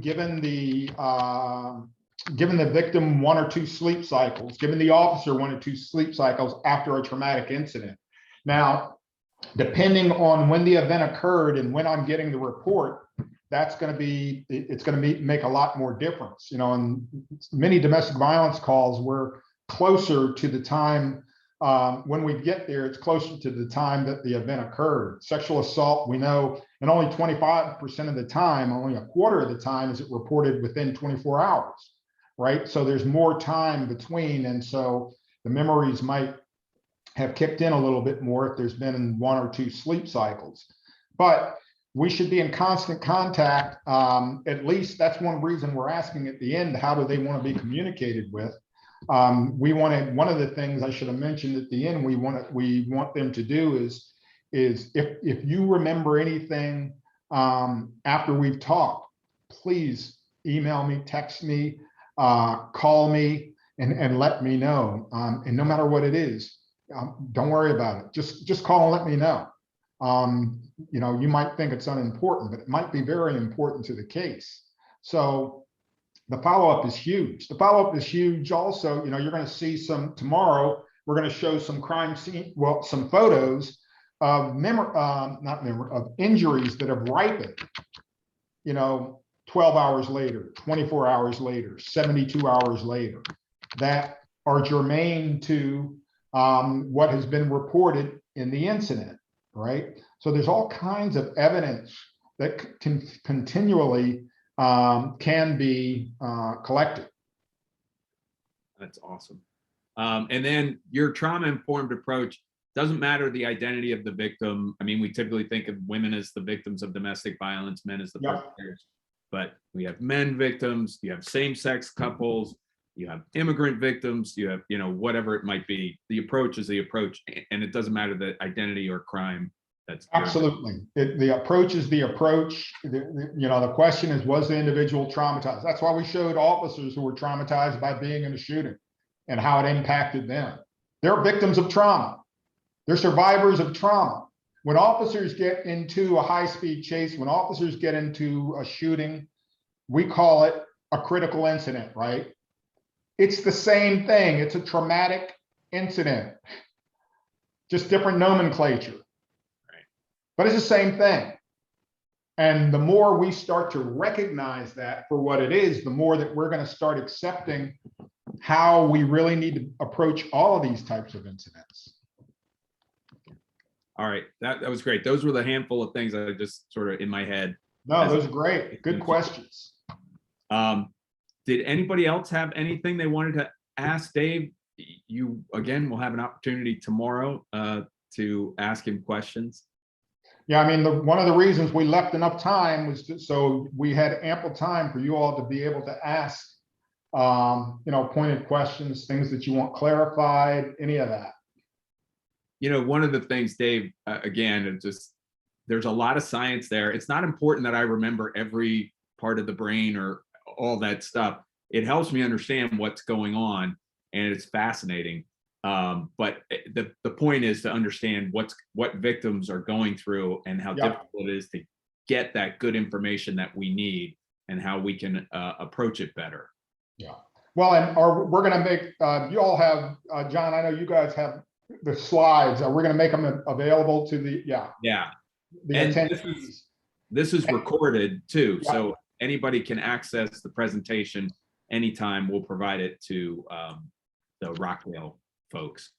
And please, you know, I put my email and my phone number in there for a reason. If you have a question in a month, if you have a question, you know, in a week, if you have a question 6 months from now, email me, give me a call. You know, these things, you know, it might not be as fresh then. And I'm more than happy. I consult on, I mean, I work with officers from across the country on a daily basis on clarifying things. This is something where this is part of the collaboration, right? Take advantage of it. It's technical assistance that only it costs you the time to punch the question into an email or a text or something like that. Yeah, no, that's great assistance. We do have a question, Dave. When injuries appear days after the incident, but the victim didn't recall getting hit there, should we put that in the report? I think so. I think it goes to memory. I think it goes to I think it goes to just because they didn't recall it doesn't mean that it didn't happen. In the context of the situation, it might make a lot of sense. For those of you all who played sports, I played rugby, I played football, and I would, the next day, the 2 days, I'd have bruises here, there, and the other that I had no idea of when during the contest those happened. But I knew they happened in the rugby game. I knew they happened in the football game, right?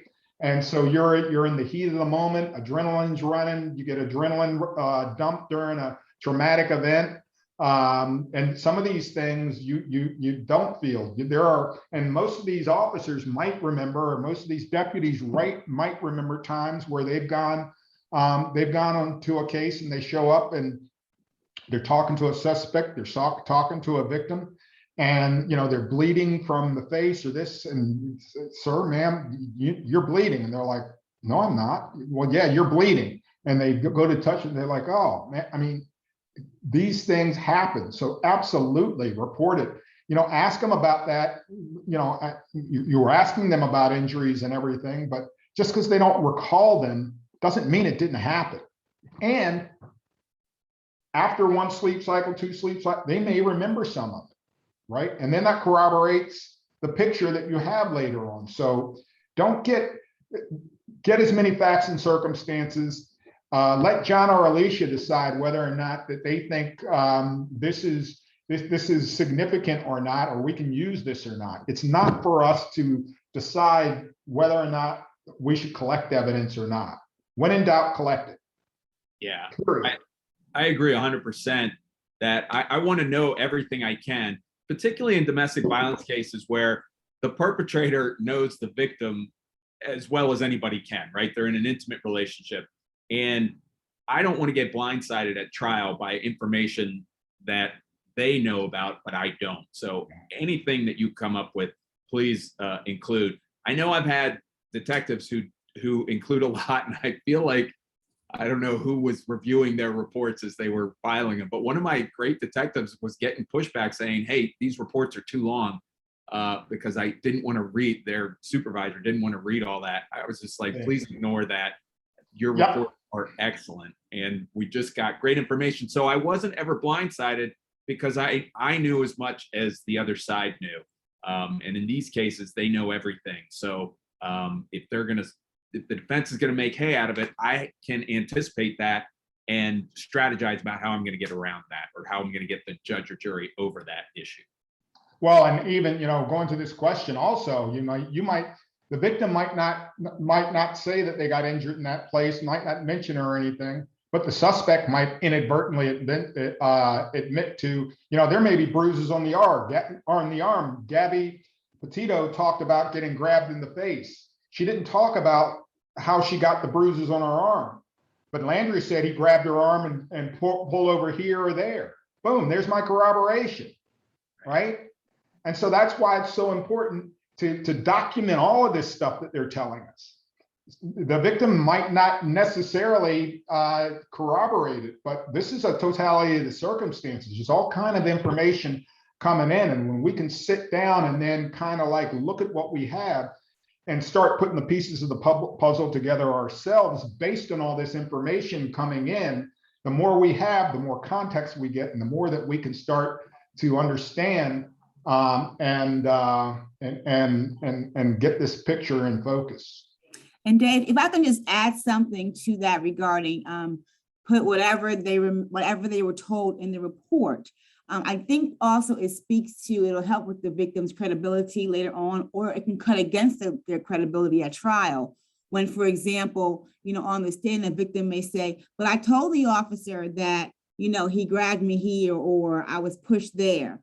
But if it's not in the report, and there's maybe no video of it, then that could be used on the defense side, saying that she over-exaggerated. She's all about the drama, but she's adamant that she told him, and then go to like she's adding more to make her case look better in front of you, the jury. So I will always say, please err on the side of putting whatever you have, whatever you've been told in your report. Absolutely. And now with body cams, so some prosecutors are even saying to the defense attorney, well, you either plea or we're going to hit play because of the incriminating statements made by the suspect or the victim, giving information that might not have been captured in the report. I see in the chat in my reports, how helpful is it to say things, she appeared scared. Yeah, that's an opinion.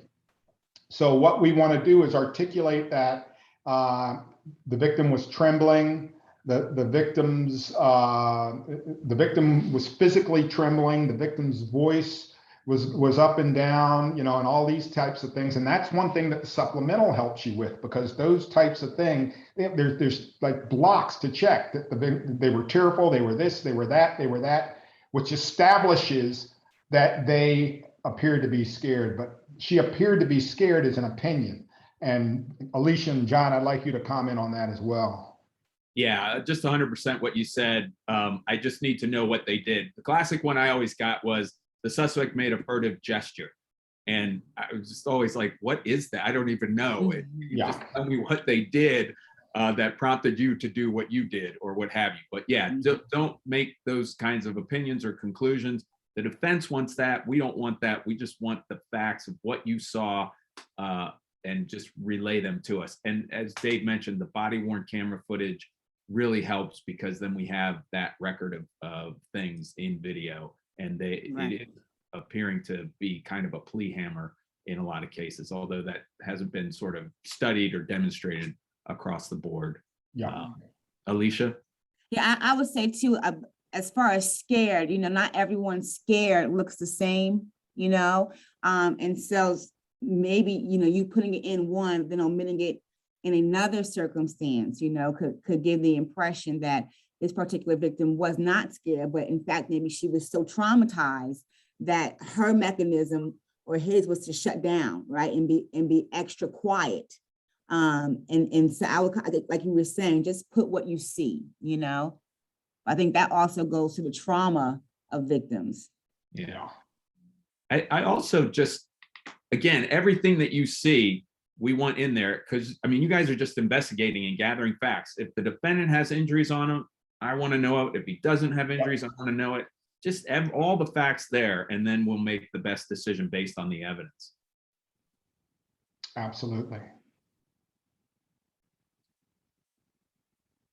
I Great questions. Don't see any other questions. Is there anything you want to say in closing, Dave? No, I think we'll unwrap a lot more of this tomorrow when we talk. I'm glad we had this as kind of a good base to be able to jump off to talk more tomorrow about the investigation, about predominant aggressor determination, lethality assessment. I think it'll be clearer. Some of it will be clearer now that we've had this opportunity to talk, it really sets the stage.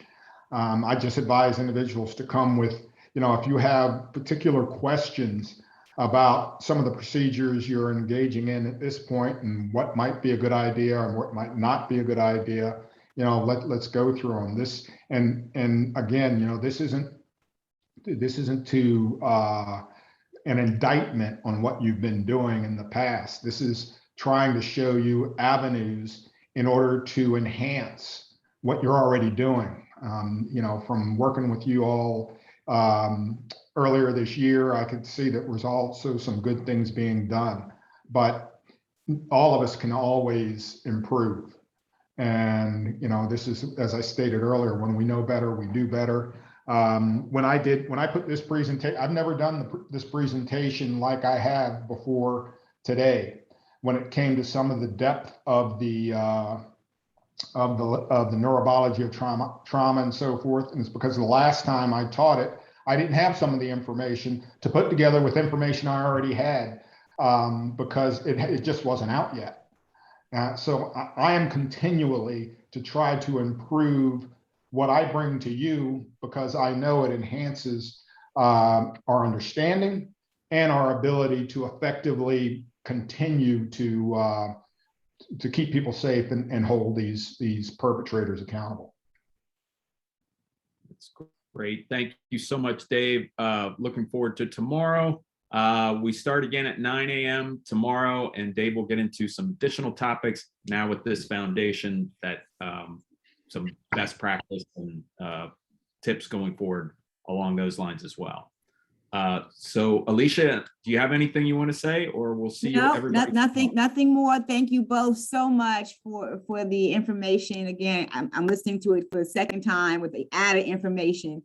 I'm just taking down all kinds of notes, you know, because listen, we use this for trial too, right? To build up our case for our closing argument. So I have all kinds of little nuggets that I wrote down. So we got to continue to sharpen our tools. So I appreciate you both so much. I'm looking forward to tomorrow. And I think those of you, you know, who come tomorrow will also continue to build on this great information. So thank you both so much, and we'll see you tomorrow. Sounds good. All right. Thanks, everybody. Take care. Bye. Bye. Bye.